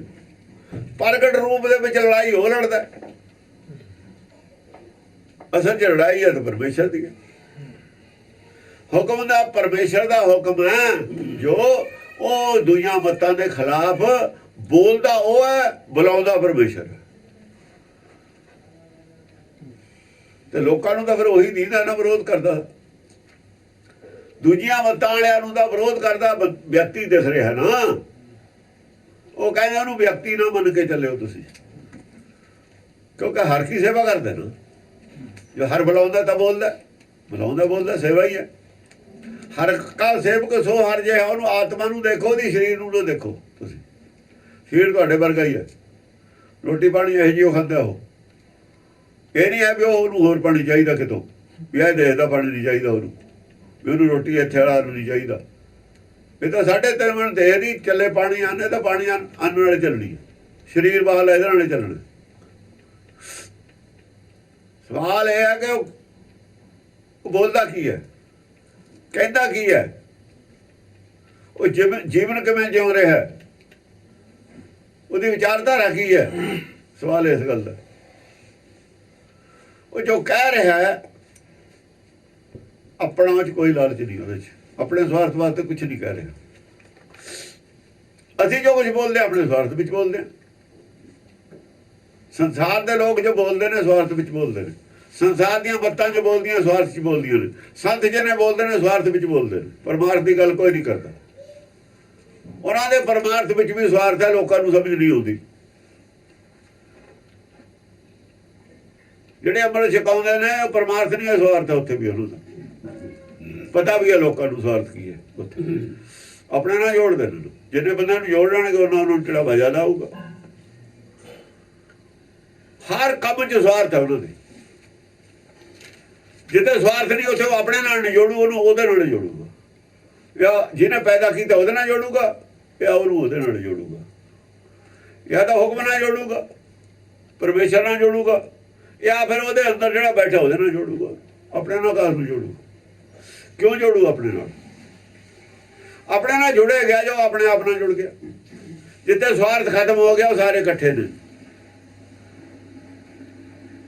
ਸੱਚਖੰਡ ਵਾਲੇ ਸਾਰੇ ਇਕੱਠੇ ਕਿਉਂ ਨੇ? ਸਵਾਰਥ ਹੈ ਨਹੀਂ। ਜਿੱਥੇ ਸਵਾਰਥ ਹੋਊ ਲੜਾਈ ਉੱਥੇ ਹੋਊ, ਝਗੜਾ ਉੱਥੇ ਹੋਊ, ਪਾਰਟੀ ਉੱਥੇ ਹੋਊ, ਗਰੁੱਪ ਉੱਥੇ ਹੋਊ। ਸਿੱਖਾਂ 'ਚ ਸਵਾਰਥ ਪ੍ਰਧਾਨ ਹੈ ਤਾਂ ਧੜੇ ਬਣੇ ਹੋਏ ਨੇ। ਤੇ ਪਰਮਾਰਥ ਕਿੱਥੇ ਰਹਿ ਗਿਆ? ਸਿੱਖੀ ਔਰ ਸਵਾਰਥ ਦਾ ਤਾਂ ਮੇਲ ਹੀ ਨਹੀਂ ਹੈ। ਜੇ ਸਵਾਰਥ ਹੈ, ਸਵਾਰਥੀਆ ਸਿੱਖ ਨਹੀਂ ਹੈ। ਪਹਿਲੇ ਸ਼ਰਤ ਸਿੱਖੀ ਦੀ ਸਵਾਰਥ ਤਜਣਾ। ਹਰ ਧਰਮ ਦੀ ਪਹਿਲੀ ਸ਼ਰਤ ਹੈ ਸਵਾਰਥ ਛੱਡਣਾ।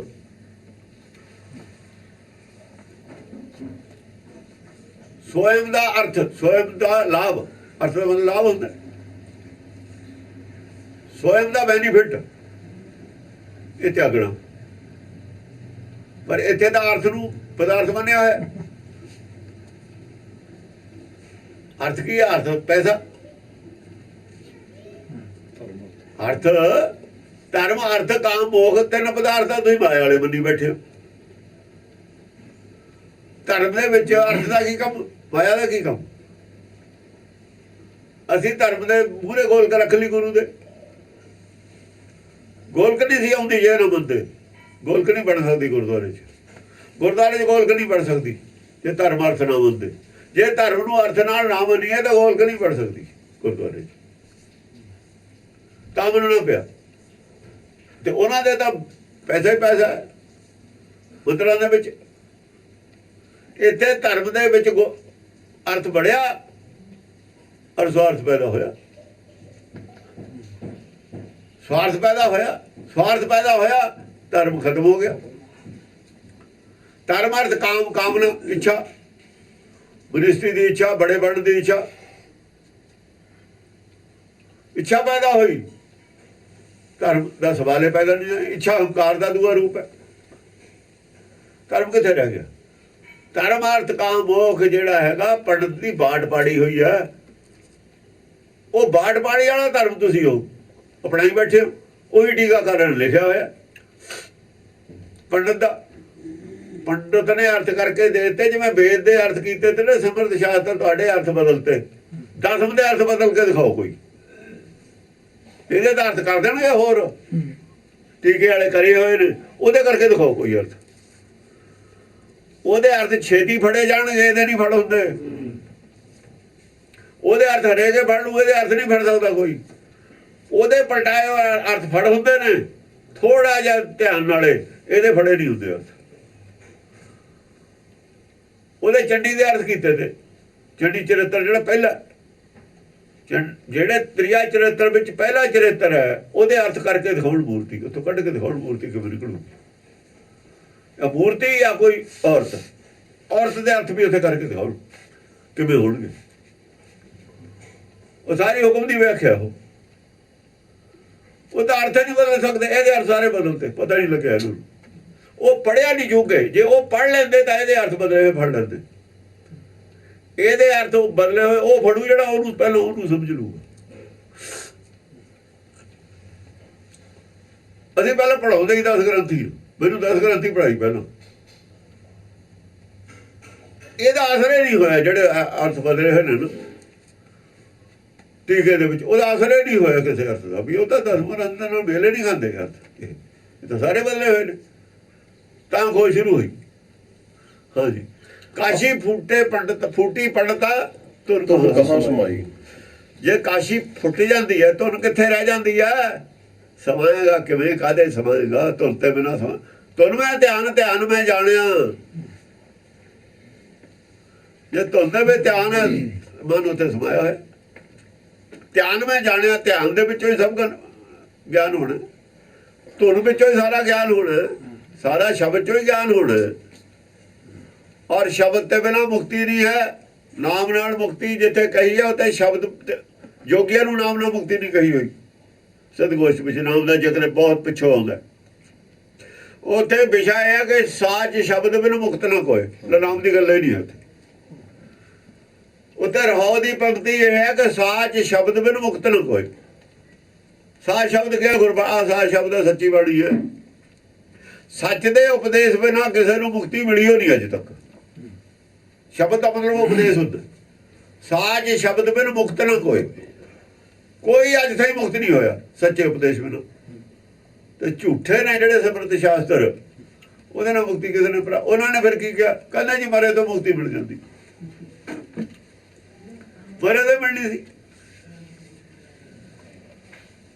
ਹਾਂਜੀ, ਆਪ ਤੇ ਜਾਣਿਆ ਤੇਜ ਤੇਜ ਸਮਾਨਾ। ਆਪ ਤੇ ਜਾਂ ਜਾਣ ਲਿਆ ਨਾ। ਕਹੋ ਕਬੀਰ ਦੋ ਅਬ ਜਾਣਿਆ ਤੇਜ ਸੀ, ਗੋਬਿੰਦ। ਦੋ ਤੇਜ ਸੀ। ਇੱਕ ਮਨ ਉਹ ਵੀ ਤੇਜ ਸੀ ਨਾ, ਜੋਤ ਸੀ। ਉਹ ਦੂਆ ਵੀ ਤੇਜ ਸੀ। ਸੂਰਜ ਵੀ ਤੇਜ ਹੈ, ਧੁੱਪ ਵੀ ਤੇਜ ਹੈ। ਸੂਰਜ ਦਾ ਤੇਜ ਧੁੱਪ ਹੈ, ਸੂਰਜ ਵੀ ਤੇਜ ਹੈ, ਧੁੱਪ ਵੀ ਤੇਜ ਹੈ। ਤੇਜ ਤੇਜ ਇੱਕ ਹੋ ਗਏ,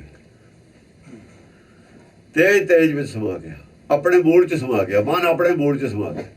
ਤੇਜ ਤੇਜ ਸਮਾਨਾ, ਤੇਜ ਫੁੱਲ ਹੋ ਗਿਆ। ਹੁਣ ਦੋ ਥਾਂ ਸੀ ਨਾ, ਜਿਹੜਾ ਸਰੀਰ ਵਿੱਚ ਤੇਜ ਕੰਮ ਕਰਦਾ ਸੀ, ਅੰਦਰੇ ਜਾ ਸਮਾਇਆ। ਮਾਇਆ ਨੂੰ ਦੇਖਣ ਵਾਲਾ ਮਾਇਆ ਦੀ ਲੋੜ ਨਹੀਂ ਰਹੀ, ਤੇਜ ਇੱਕ ਹੋ ਗਿਆ। ਮਾਇਆ ਵਾਲਾ ਆਪਣਾ ਕੰਮ ਕਰਿਆ ਆ ਨਾ, ਤਾਂ ਘਰ 'ਚ ਹੋ ਗਿਆ। ਘਰ 'ਚ ਚਾਨਣ ਫੁੱਲ ਹੋ ਗਿਆ, ਘਰ ਦੇ ਵਿੱਚ ਚਾਨਣ ਪੂਰਾ ਹੋ ਗਿਆ। ਹੁਣ ਪੂਰਨ ਬ੍ਰਹਮ ਹੋ ਗਿਆ। ਜਿਹੜਾ ਬ੍ਰਹਮ ਸੀ ਨਾ, ਉਹ ਪੂਰਨ ਬ੍ਰਹਮ ਹੋ ਗਿਆ। ਤੇਜ ਤੇਜ ਸਮਾਨਾ ਸਮਾਨਾ। ਕਹੋ ਕਬੀਰ ਅਬ ਜਾਣਿਆ ਗੋਬਿੰਦ ਮਨ ਮਾਨਾ।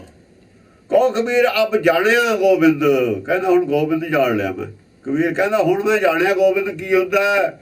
ਉਹ ਗੋਬਿੰਦ ਉਹ ਹੈ ਜੀ ਕਿ ਮੈਂ ਸਮਾਇਆ ਜਾ ਕੇ, ਮੇਰਾ ਮੂਲ ਹੈ ਗੋਬਿੰਦ।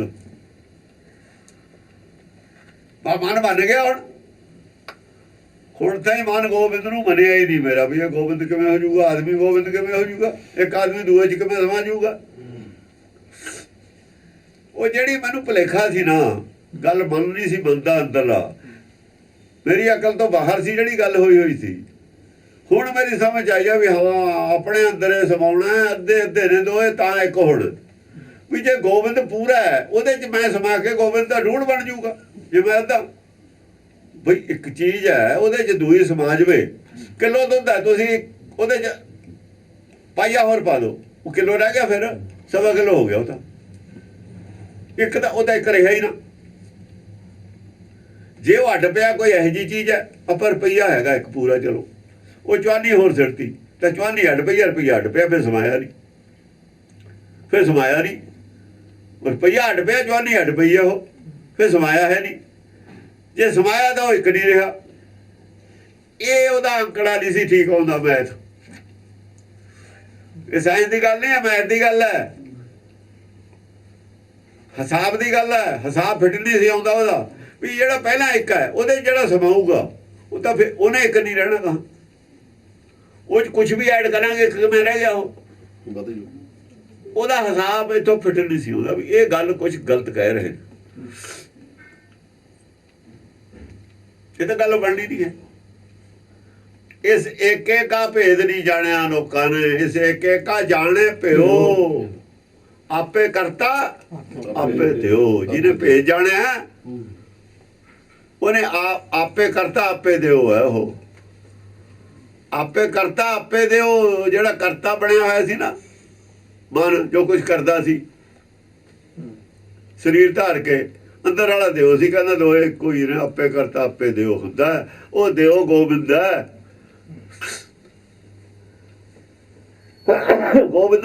ਗੋਬਿੰਦ ਦਿਓ ਹੈ ਨਾ।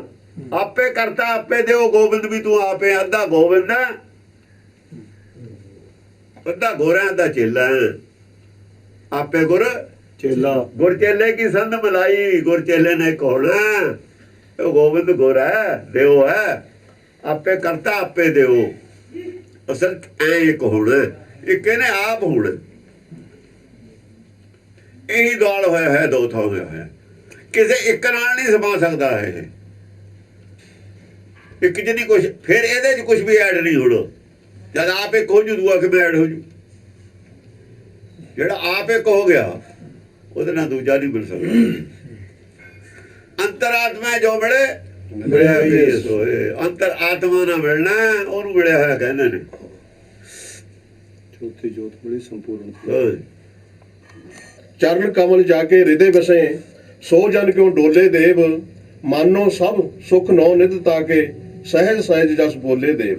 ਚਰਨ ਕਮਲ ਜਾ ਕੇ ਹਿਰਦੇ ਵਸੇ, ਹਿਰਦੇ ਵਸੇ, ਸੋ ਜਨ ਕਿਉ ਡੋਲੇ ਦੇਵ। ਸੋ ਜਨ ਕਿਉਂ ਡੋਲੇ ਦੇਵ। ਜਿਹਦੇ ਚਰਨ ਅਸਲ ਦੇ ਵਿੱਚ ਜਦ ਗੁਰ ਕੇ ਚਰਨ ਕਹਿੰਦੇ ਆ ਅਸੀਂ, ਗਿਆਨ ਦੇ ਚਰਨ, ਗੁਰ ਕੇ ਚਰਨ ਵਸੇ ਮੇਰੇ ਘੇਰੇ। ਉਹ ਗੁਣ ਨੇ ਸਾਰੇ, ਸਾਰੇ ਗੁਣਾਂ ਦੇ ਵਿੱਚੋਂ ਜਦ ਵਿਚਾਰਦੇ ਆ ਤਾਂ ਗਿਆਨ ਪ੍ਰਾਪਤ ਜਿਹੜਾ ਹੁੰਦਾ ਉਹ ਗਿਆਨ ਗੁਰੂ ਹੈ। ਗੁਣ ਕਾਇ ਨੇ ਨਾ ਗੁਰਬਾਣੀ। गुण विचारे ज्ञानी सोए गुण में ज्ञान प्राप्त होए। ਇਹ ਚਰਨ ਗੁਰ ਕੇ ਚਰਨ ਜਿਹੜੇ ਨੇ ਗੁਣ ਨੇ ਸਾਰੇ ਜਿਹੜੇ ਗੁਰਬਾਣੀ ਦੇ, ਜਿਹਦੇ ਹਿਰਦੇ ਵਿੱਚ ਗੁਣ ਵਸ ਜਾਣੇ, ਸਮਝ ਲੱਗੀ ਗੱਲ ਦੀ। ਪਹਿਲਾਂ ਗੁਣੇ ਦਾ ਵਸਾਉਣੇ ਨੇ, ਕਿਉਂਕਿ ਬਿਨ ਗੁਣ ਕੀਤੇ ਭਗਤੀ ਨਹੀਂ ਹੈ ਜੇ ਗੁਣ ਦੀ ਧਾਰਨ ਕੀਤੇ। ਗੁਣ ਪੈਦਾ ਕਰਨੇ ਨੇ ਅੰਦਰ, ਔਗਣ ਤਿਆਗਣੇ ਨੇ। ਔਗਣਾਂ ਦੀ ਮਾਲਾ ਲਾ ਦੇਣੀ ਹੈ, ਗੁਣਾਂ ਦੀ ਪਾ ਲੈਣੀ। ਸਗਲ ਗੁਣਾਂ ਗਲ ਹਾਰ, ਔਗਣਾਂ ਦਾ ਹਾਰ ਲਾ ਕੇ ਹੀ ਗੁਣਾਂ ਦਾ ਹਾਰ ਪਊਗਾ। ਜਦ ਔਗਣਾਂ ਦੇ ਹਾਰ ਦਾ ਪਤਾ ਲੱਗ ਗਿਆ ਨਾ ਵੀ ਇਹ ਭੈੜਾ ਲੱਗਦਾ, ਜਿਨ੍ਹਾਂ ਦੇ ਔਗਣਾਂ ਦਾ ਹਾਰ ਹੈ ਨਾ ਇੱਥੇ ਨਾ ਉੱਥੇ, ਉਹਨੂੰ ਚੰਗਾ ਨਹੀਂ ਬੋਲਦੇ।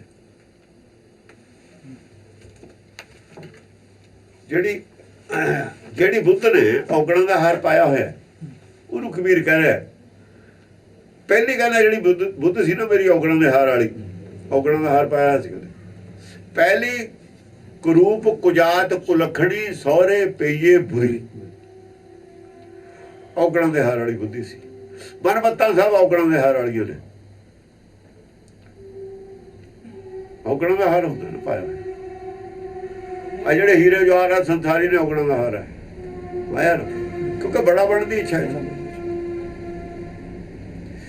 ਪਹਿਲੀ ਕਰੂਪ ਕੁਜਾਤ ਕੁਲਖਣੀ ਸਹੁਰੇ ਪਈਏ ਬੁਰੀ। ਕੁਜਾਤ ਸੀ, ਕੁਜਾਤ ਕਿਉਂ ਸੀ? ਆਪਣੇ ਆਪ ਨੂੰ ਬੜਾ ਸਮਝਦੀ, ਦੂਏ ਨੂੰ ਛੋਟਾ ਸਮਝਦੀ ਸੀ। ਆਪਣੀ ਮਤ ਨੂੰ ਚੰਗਾ ਸਮਝਦੇ, ਦੂਏ ਨੂੰ ਭੈੜੀ ਸਮਝਦੇ। ਦੂਜੀਆਂ ਮਤਾਂ ਕਰੂਪ ਸੀ, ਰੂਪ ਚੰਗਾ ਨਹੀਂ ਸੀ ਉਹਦਾ, ਸੁੰਦਰ ਸਰੂਪ ਨਹੀਂ ਸੀ, ਸਾਰਿਆਂ ਨੂੰ ਇੱਕ ਨਜ਼ਰ ਨਾਲ ਦੇਖਣ ਵਾਲੀ ਨਹੀਂ ਸੀ। ਕੁਜਾਤ ਸੀ, ਜਾਤ ਵੀ ਚੰਗੀ ਨਹੀਂ ਸੀ। ਕੁਲਖਣੀ, ਲੱਛਣ ਚੰਗੇ ਨਹੀਂ ਸੀ ਉਹਦੇ। ਮਨ ਦੇ ਵਿੱਚ ਕਪਟ ਰੱਖਦੀ ਸੀ, ਕੁਟਲਤਾ ਰੱਖਦੀ ਸੀ। ਕੁਟਲਤਾ ਹੈ ਦੂਏ ਨੂੰ ਭੇਤ ਨਹੀਂ ਦੇਣਾ ਆਪਣਾ। ਆਪਣੇ ਜਿਹੜੇ ਚੇਲੇ ਨੇ ਉਹਨਾਂ ਨਾਲੇ ਧੋਖਾ ਕਰਨਾ, ਜਾਏ ਆਪਣੇ ਹਾਏ। ਉਹਨਾਂ ਦਾ ਨੁਕਸਾਨ ਕਰਦੀ ਸੀ ਆਪਣੇ ਜਾਇਆ ਦਾ, ਵੀ ਉਹਨਾਂ ਨੂੰ ਗਿਆਨ ਨਾ ਹੋ ਜਾਵੇ, ਇਹ ਮੇਰੇ ਤੱਕੇ ਸੀਮਿਤ ਰਹਿਣ, ਸਾਡੇ ਨਾਲੇ ਜੁੜੇ ਰਹਿਣ। ਜੋ ਮੈਂ ਕਹਾਂ ਝੂਠ ਸੱਚ ਉਹਨੂੰ ਟੀਕਾ ਟਿੱਪਣੀ ਨਾ ਕਰਨ। ਗਿਆਨ ਇਹਨਾਂ ਨੂੰ ਹੋਵੇ ਹੀ ਨਾ, ਜੇ ਗਿਆਨ ਹੋ ਗਿਆ ਤਾਂ ਮੇਰੇ ਤੇ ਸ਼ਰਧਾ ਨਹੀਂ ਰਹਿਣੀ। ਸ਼ਰਧਾ ਪਾ ਕੇ, ਸ਼ਰਧਾ ਬਸ ਕਰਕੇ ਆਪਣੇ ਨੂੰ ਜੋੜ ਕੇ ਰੱਖਣੇ। ਸ਼ਰਧਾ ਵਾਲੇ ਗਿਆਨਵਾਨ ਨਹੀਂ ਹੁੰਦਾ, ਸ਼ਰਧਾ ਵਾਲਾ ਲੋਭੀ ਹੁੰਦਾ, ਗਿਆਨਵਾਨ ਭਰੋਸਾ ਵਾਲਾ ਹੁੰਦਾ। ਗਿਆਨ ਤੇ ਬਿਨਾਂ ਭਰੋਸਾ ਨਹੀਂ ਹੁੰਦਾ। ਜੇ ਉਹਨੂੰ ਗਿਆਨ ਹੋ ਜਾਊਗਾ, ਜਿਹੜੀ ਚੀਜ਼ ਦਾ ਆਪਾਂ ਨੂੰ ਸਮਝ ਆ ਜੂਗੀ, ਭਰੋਸਾ ਤਾਂ ਹੋਊਗਾ। ਜਿੰਨਾ ਚਿਰ ਸਮਝ ਨਹੀਂ ਆਉਂਦੀ ਗੱਲ ਦੀ, ਜੁੜੇ ਰਹਿਣੇ ਆ ਸ਼ਰਧਾ ਕਰਕੇ, ਲਾਲਚ ਕਰਕੇ। ਕੋਈ ਸੰਤਾਂ ਤੋਂ ਸ਼ਾਇਦ ਤਰੱਕੀ ਹੋ ਜੂ ਸਾਡੀ ਕਾਰੋਬਾਰ ਦੀ, ਇਹ ਹੋ, ਉਹ ਲਾਲਚ ਨਾਲ ਜੁੜੇ ਹੁੰਦੇ। ਗੁਰੂ ਵੀ ਲਾਲਚੀ, ਚੇਲਾ ਵੀ ਲਾਲਚੀ। ਸ਼ਰਧਾ 'ਚ ਰੱਖਣ ਵਾਲਾ ਗੁਰੂ ਵੀ ਲਾਲਚੀ ਹੁੰਦਾ, ਸ਼ਰਧਾਵਾਨ ਚੇਲਾ ਵੀ ਲਾਲਚੀ ਹੁੰਦਾ। ਲਾਲਚ ਦੀ ਅਰਦਾਸਾਂ ਕਰਦਾ, ਗੁਰਦੁਆਰੇ ਰੋਜ਼ ਲਾਲਚ ਦੀਆਂ ਅਰਦਾਸਾਂ ਹੁੰਦੀਆਂ ਨੇ। ਪਹਿਲੀ ਕਰੂਪ ਕੁਜਾਤ ਕੁਲਖਣੀ ਸਹੁਰੇ ਪਈਏ ਬੁਰੀ। ਸਹੁਰੇ ਦਰਗਾਹ ਦੇ ਵਿੱਚ ਵੀ ਉਹ ਬੁਰੀ ਸੀ, ਇੱਥੇ ਵੀ ਲੋਕ ਬੁਰੀ ਸਮਝਦੇ ਸੀ। ਕੁਝ ਚੰਗਾ ਸਮਝਦੇ ਸੀ, ਬੁਰਾ ਵੀ ਸਮਝਦੇ ਸੀ।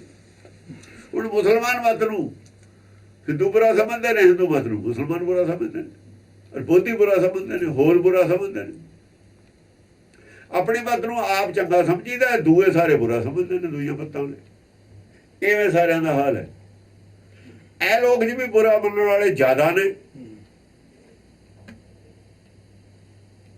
ਸਿੱਖ ਚਾਹੇ ਆਪਣੀ ਮਤ ਨੂੰ ਕਿੰਨੀ ਉਹ ਚੰਗੀ ਮੰਨਣ, ਜਿਹੜੀ ਅੱਜ ਹੈ ਇਹਨਾਂ ਕੋਲ, ਅੱਜ ਦੀ ਗੱਲ ਹੈ ਜਿਹੜੀ ਪ੍ਰਚਾਰ ਹੁੰਦੀ ਹੈ, ਲੋਕ ਨਹੀਂ ਇਹਨੂੰ ਚੰਗਾ ਸਮਝਦੇ, ਪਰ ਚੰਗੇ ਹੜਮ ਨਹੀਂ ਹੈ, ਕਿਉਂਕਿ ਗੁਰਬਾਣੀ ਤੇ ਖਰੇ ਨਹੀਂ ਹਨ। ਗੁਰਬਾਣੀ ਨੂੰ ਨਹੀਂ ਕੋਈ ਮਾੜਾ ਕਹਿੰਦਾ, ਇਹਨਾਂ ਨੂੰ ਨਹੀਂ ਚੰਗਾ ਕਹਿੰਦਾ। ਇਹ ਖੋਟੇ ਨੇ ਨਾ, ਗੁਰਬਾਣੀ ਛੱਡ ਜੋ ਬੈਠੇ, ਗੁਰਮਤਿ ਤਿਆਗ ਬੈਠੇ। ਗੁਰਮਤਿ ਕਹਿੰਦੀ ਲਾਲਚ ਨਾ ਕਰੋ, ਲਾਲਚੀ ਨੇ। ਗੁਰਮਤਿ ਕਹਿੰਦੀ ਪਰਾਇਆ ਹੱਕ ਨਾ ਖੋਏ, ਖਾਂਦੇ ਨੇ। ਗੁਰਮਤਿ ਕਹਿੰਦੀ ਸਾਰਿਆਂ ਨੂੰ ਸਰਬੱਤ ਦਾ ਭਲਾ, ਇਹ ਗੱਲ ਇਕੱਲੇ ਸਿੱਖਾਂ ਦਾ ਭਲਾ। ਇਕੱਲੇ ਸਿੱਖਾਂ ਦੀ ਲੜਾਈ ਲੜਦੇ ਨੇ, ਤੇ ਫਿਰ ਦੂਏ ਕੌਣ ਨੇ? ਉਹੋ ਜਿਹੇ ਹੋ ਗਏ ਜਿਹੇ ਜਿਹੀਆਂ ਦੂਜੀਆਂ ਮੱਤਾਂ ਨੇ। ਬਲਕਿ ਕਈ ਮੱਤਾਂ ਇਹਨਾਂ ਨੂੰ ਚੰਗੀਆਂ ਨੇ, ਜਿਵੇਂ ਈਸਾਈ ਨੇ, ਇਹਨਾਂ ਨੂੰ ਚੰਗੇ ਨੇ। ਉਹ ਧਰਮ ਦਾ ਪੈਸਾ ਲੋਕਾਂ ਹੋਰਾਂ ਤੇ ਖਰਚ ਕਰਦੇ ਨੇ, ਆਪਣੇ ਦੀ ਖਰਚ ਕਰਦੇ ਨੇ, ਦੂਏ ਤੇ ਨਹੀਂ ਕਰਦੇ ਖਰਚ। ਉਹ ਵਰਡ ਵਿੱਚ ਹੋਰ ਬਹੁਤ ਕੋਈ ਧਰਮ ਦੇ ਪੈਸੇ ਨਾਲ, ਜਿਹੜਾ ਉਹਨਾਂ ਦਾ ਪੈਸਾ ਚਰਚ ਦਾ ਪੈਸੇ ਨਾਲ ਹੋਰ ਕੁਝ ਕਰਦੇ ਨੇ ਗਰੀਬਾਂ ਦੇ। ਇਹ ਨਹੀਂ ਕਰਦੇ, ਇਹ ਕਹਿੰਦੇ ਆਪਣੇ ਕਾਲਜ ਆਪਣੀ ਤਰੱਕੀ ਕਰੋ ਬਈ। ਇਹ ਕਹਿੰਦੇ ਨੇ ਜ਼ਹਿਰ ਨੂੰ ਆਪੇ ਖਾ ਲਓ, ਦੂਏ ਨੂੰ ਨਹੀਂ ਦੇਣੀ, ਤਾਂ ਕਿ ਛੇਤੀ ਮਰੀਏ। ਛੇਤੀ ਖਾਓਗੇ ਛੇਤੀ ਮਰੋਗੇ, ਤੁਸੀਂ ਜ਼ਿਆਦਾ ਖਾਓਗੇ ਜ਼ਹਿਰ ਮਰ ਜਾਓਗੇ। ਇਹ ਬੁੱਧ ਭ੍ਰਸ਼ਟ ਹੋ ਗਈ ਇਹਨਾਂ ਦੀ। ਭ੍ਰਸ਼ਟ ਬੁੱਧੀ ਨੂੰ ਲੋਕ ਤਾਂ ਜਾਣਦੇ ਨੇ, ਅਸੀਂ ਜੋ ਮਰਜ਼ੀ ਆਪਣੇ ਆਪ ਨੂੰ ਕਹੀ ਜਾਈਏ। ਤੇ ਸਾਨੂੰ ਜੇ ਕੋਈ ਮੂੰਹ ਤੇ ਮਾੜਾ ਨਹੀਂ ਕਹਿੰਦਾ ਤਾਂ ਮਤਲਬ ਇਹ ਨਹੀਂ ਹੈਗਾ ਮੂੰਹ ਤੇ ਮਾੜਾ ਕੋਈ ਕਿਸੇ ਨੂੰ ਕਹਿੰਦਾ ਨਹੀਂ ਹੁੰਦਾ, ਉਹਨੇ ਲੜਾਈ ਗੱਲ ਪਾਉਣੀ ਹੈ ਮਾੜਾ ਕਹਿ ਕੇ। ਕਿਉਂ ਕਹੇ ਮੂੰਹ ਤੇ ਹਾਂ ਹੂੰ ਕਰੀ ਜਾਂਦੇ ਨੇ, ਸਾਰੇ ਜਾਣਦੇ ਨੇ, ਅੰਦਰੋਂ ਜਾਣਦੇ ਨੇ ਸਾਰੇ ਇਹ ਕੀ, ਸਾਰੇ ਜਾਣਦੇ ਨੇ।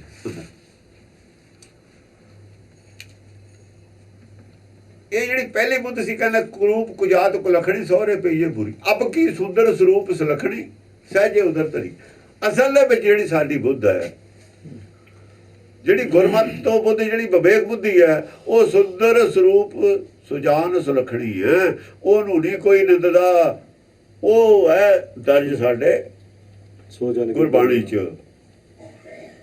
ਉਹਦੇ ਨਹੀਂ ਖਿਲਾਫ ਲੋਕ ਆ ਜਿਹੜੀ ਹੁਣ ਸਾਡੇ ਕੋਲ ਹੈ ਤੇ ਖਿਲਾਫ ਨੇ। ਇਹ ਗੁਰਮਤਿ ਅਨੁਸਾਰ ਸਾਡੇ ਕੋਲ ਬੁੱਧ ਹੈ ਹੀ ਨਹੀਂ। ਜਿੱਦਣ ਗੁਰਮਤਿ ਵਾਲੀ ਬੁੱਧ ਹੋ ਜੂ, ਇਹਦੇ ਨਾਲ ਮੇਲ ਖਾਣ ਵਾਲੀ, ਸਾਰੇ ਲੋਕ ਫਿਰ ਇਹਦੀ ਇੱਜ਼ਤ ਕਰਨਗੇ, ਫਿਰ ਇੱਜ਼ਤ ਹੋ ਜੂਗੀ। ਸੀ ਸਿੱਖਾਂ ਦੀ ਇੱਜ਼ਤ ਮੁਸਲਮਾਨ ਵੀ ਕਰਦੇ ਸੀ, ਵਿਸ਼ਵਾਸ ਕਰਦੇ ਸੀ, ਉਦੋਂ ਕਰਦੇ ਸੀ ਜਦੋਂ ਉਹਨਾਂ ਕੋਲ ਗੁਰਮਤਿ ਵਾਲੀ ਬੁੱਧ ਸੀ। ਅੱਜ ਕੋਈ ਵਿਸ਼ਵਾਸ ਕਿਉਂ ਨਹੀਂ? ਅੱਜ ਅਸੀਂ ਆਪ ਨਹੀਂ ਇੱਕ ਦੂਏ ਦਾ ਕਰਦੇ, ਦੂਆ ਦਾ ਕਿਹੜਾ ਕਰੂਗਾ? ਦੂਆ ਕੌਣ ਕਰੂਗਾ? ਇੱਕ ਦੂਏ ਤੇ ਲੀਡਰ ਨਹੀਂ ਕਰਦੇ। ਕੋਈ ਜਹੇਦਾਰ ਤੇ ਵਿਸ਼ਵਾਸ ਨਹੀਂ ਕਰਦਾ, ਕੋਈ ਗ੍ਰੰਥੀ ਤੇ ਵਿਸ਼ਵਾਸ ਨਹੀਂ ਕਰਦਾ, ਕੋਈ ਰਾਗੀ ਤੇ ਵਿਸ਼ਵਾਸ ਨਹੀਂ ਕਰਦਾ, ਕੋਈ ਪ੍ਰਚਾਰਕ ਤੇ ਵਿਸ਼ਵਾਸ ਨਹੀਂ ਕਰਦਾ।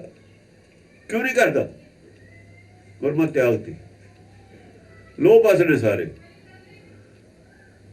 ਲੋਭ ਬਸ ਨੇ। ਕੁੱਟ ਲਗਾਉਣ ਸਾਰਿਆਂ ਦੇ ਵਿੱਚ ਆ ਗਈ, ਕੁੱਟਣ ਦੀ ਨੀਤੀ ਸਾਰਿਆਂ ਕੋਲ ਹੈ। ਸਿਆਸਤ ਕੁੱਟਣ ਨੀਤੀ ਹੈ, ਹੋਰ ਕੀ ਹੈ? ਸਿਆਸਤ ਚ ਪੈ ਗਏ ਨਾ। ਹਾਂਜੀ, ਚਰਨ ਕਮਲ ਜਾ ਕੇ ਹਿਰਦੇ ਬਸੇ, ਜਿਹਦੇ ਹਿਰਦੇ ਵਿੱਚ ਗੁਣ ਬਸ ਜਾਣਗੇ ਨਾ, ਜਿਹੜਾ ਨਿਰਵੈਰ ਹੋ ਜੂ, ਨਿਰਭਉ ਹੋ ਜੂ, ਸੋ ਜਨ ਗੁਣ ਬਹੁਤ ਨੇ, ਬਾਕੀ ਆਪੇ ਆ ਜਾਣਗੇ।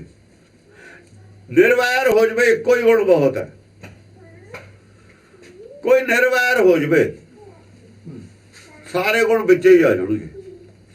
ਇਹ ਹਾਰ ਐਸਾ ਹੈ, ਨਿਰਵੈਰ ਵਾਲਾ ਮਣਕਾ ਫੜ ਲਓ, ਸਾਰਾ ਹਾਰ ਨਾਲੇ ਆਊਗਾ। ਕੋਈ ਹਾਰ ਹੋਵੇ ਬਣਿਆ ਹੋਇਆ, ਇੱਕ ਮਣਕਾ ਫੜ ਲਈਏ, ਹਾਰ ਨਾਲੇ ਆਊਗਾ ਸਾਰਾ ਹੀ। ਇਹ ਮਣਕਾ ਪਰੋਈ ਦਾ ਨਹੀਂ ਹੁੰਦਾ, ਹਾਰ ਬਣਿਆ ਬਣਾਇਆ। ਇਹ ਹਾਰ ਤਾਂ ਬਣੇ ਬਣਾਏ ਹੁੰਦੇ ਨੇ। ਇਹ ਹਾਰ ਐਸਾ ਹੈ, ਤੁਸੀਂ ਕੋਈ ਮਣਕਾ ਫੜ ਲਓ ਇਹਦਾ ਇੱਕ, ਅਕਾਲ ਮੂਰਤ ਹੋ ਜਾਓ ਤੁਸੀਂ, ਚਲੋ ਤਾਂ ਹਾਰ ਸਾਰਾ ਹੀ ਆ ਜਾਊਗਾ ਨਾਲ। ਨਿਰਵੈਰ ਹੋਣਾ ਹੀ ਪਊਗਾ। ਅਕਾਲ ਦਾ ਪਰਮੇਸ਼ਰ ਹੈ, ਨਿਰਵੈਰ ਹੈ ਉਹ। ਪਰਮੇਸ਼ਰ ਦੇ ਗੁਣ ਨੇ ਇਹ ਇੱਕ ਦੇ ਗੁਣ ਨੇ, ਇੱਕ ਦੇ ਗੁਣ ਨੇ। ਜਦ ਇੱਕ ਹੋਊਗਾ ਤਾਂ ਇਹ ਗੁਣ ਪੈਦਾ ਹੋਣੇ ਨੇ, ਪਹਿਲਾਂ ਹੋਣੇ ਹੀ ਨਹੀਂ। ਇੱਕ ਗੁਣ ਵੀ ਜਦ ਪੈਦਾ ਹੋਊ ਪੂਰਾ, ਜਦ ਇੱਕ ਹੋ ਜਾਊਗਾ ਇਹ, ਫੇਰ ਗੱਲ ਚ ਹਾਰ ਆਉਣਾ ਇਹਦੇ। ਸਗਲ ਗੁਣਾ ਗਲ ਹਾਰ। ਲੋਭ ਛੱਡ ਕੇ ਹੀ ਇੱਕ ਹੋ ਸਕਦਾ, ਕਲਪਨਾ ਛੱਡ ਕੇ ਇੱਕ ਹੋ ਸਕਦਾ, ਮੋਹ ਛੱਡ ਕੇ ਇੱਕ ਹੋ ਸਕਦਾ। ਜਦ ਇਹ ਚੀਜ਼ਾਂ ਛੱਡਦੀਆਂ, ਫਿਰ ਆਪਣਾ ਪਰਾਇਆ ਕੌਣ ਰਹਿ ਗਿਆ? ਫਿਰ ਵੈਰੀ ਬਗਾਨਾ ਕੌਣ ਰਹਿ ਗਿਆ? ਜੇ ਨਿਰਵੈਰ ਹੈ, ਵੈਰੀ ਬਗਾਨਾ ਨਹੀਂ ਹੈ। ਜੇ ਨਿਰਵੈਰ ਹੈ, ਆਪਣਾ ਪਰਾਇਆ ਨਹੀਂ ਹੈ। ਦੋਵੇਂ ਗੱਲਾਂ ਝਗੜਾ ਪਾਉਂਦੀਆਂ ਨੇ, ਆਪਣਾ ਪਰਾਇਆ, ਵੈਰੀ ਬਗਾਨਾ, ਦੋ ਚੀਜ਼ਾਂ ਝਗੜਾ ਪਾਉਂਦੀਆਂ। ਜੇ ਸਾਰੇ ਹੀ ਆਪਣਾ, ਸਭ ਕੋ ਮੀਤ ਹਮ ਆਪਨ, ਹਮ ਸਭ ਹੋ ਕੇ ਸਾਜਨ। ਜੇ ਸਾਰਿਆਂ ਨੂੰ ਮੀਤ ਬਣਾ ਲਿਆ, ਆਪਾਂ ਨੂੰ ਸਾਰੇ ਸੱਜਣ ਕਹਿਣਗੇ, ਆਪੇ ਸੱਜਣ ਕਹਿਣਗੇ। ਹਾਂਜੀ, ਚਰਨ ਕਮਲ ਜਾ ਕੇ ਹਿਰਦੇ ਬਸੇ, ਚਰਨ ਕਮਲ ਜਾ ਕੇ ਹਿਰਦੇ ਬਸੇ। ਜਿਹਦੇ ਗੁਣ ਵਸਦੇ ਨਾ, ਗੁਣ ਹਿਰਦੇ ਵਿੱਚ, ਉਹਦੀ ਕੀ ਹੁੰਦਾ? ਉਹਦਾ ਨਕਸ਼ਾ ਦੱਸਿਆ ਇਹਦੇ ਚ। ਉਹ ਆਦਮੀ ਕਿਹਾ ਜਾਂਦਾ, ਉਸੇ ਦਾ ਨਕਸ਼ਾ ਦੱਸਿਆ। ਹਾਂਜੀ, ਸੋ ਜਨ ਕਿਉਂ ਡੋਲੇ ਦੇਵ, ਸੋ ਜਨ ਕਿਉਂ ਡੋਲੇ ਦੇਵ। ਪਹਿਲੀ ਗੱਲ ਤਾਂ ਡੋਲਦਾ ਹੀ ਨਹੀਂ ਹੈ, ਚਾਹੇ ਮੌਤ ਵੀ ਖੜੀ ਰਹੇ ਪੂਰੇ। ਡੋਲੇ ਨਾ ਕੋਈ? ਸਾਹਿਬਜ਼ਾਦੇ ਡੋਲ ਗਏ? ਕੌਣ ਡੋਲਿਆ? ਖੋਪਰੀਆਂ ਲੈ ਗਈਆਂ, ਕੋਈ ਡੋਲ ਗਏ? ਕਬੀਰ ਨੂੰ ਹਾਥੀ ਮੂਹਰੇ ਸਿੱਟਿਆ, ਡੋਲ ਗਏ? ਇਹ ਡੋਲਦੇ ਕਿਉਂ ਡੋਲੇ ਦੇਵ ਲਿਖਿਆ, ਕਬੀਰ ਨੇ ਲਿਖਿਆ, ਕਬੀਰ ਨੂੰ ਹਾਥੀ ਮੂਹਰੇ ਸੜਿਆ, ਕਹਿੰਦੇ ਦੇਖਦੇ ਤੂੰ ਡੋਲਦਾ ਕਿ ਨਹੀਂ ਡੋਲਦਾ। ਦਿਖਦਾ ਕਹਿੰਦਾ ਇਹਨੂੰ ਪਰਖੋ ਵੀ ਡੋਲਦਾ ਗੱਲਾਂ ਕਰਦਾ ਕਿ ਇਹ ਡੋਲੂਗਾ। ਅਗਲੇ ਪਰਖ ਲੈਂਦੇ ਨੇ, ਫਿਰ ਹੰਕਾਰੀ ਨੇ ਨਾ ਦੂਏ ਪਾਸੇ ਵਾਲੇ ਰਾਜਾ ਕਿਵੇਂ ਪਰ ਇਹ ਗੱਲ ਬਰਦਾਸ਼ਤ ਕਰੇ ਡੋਲਦਾ ਨਹੀਂ ਮੈਂ।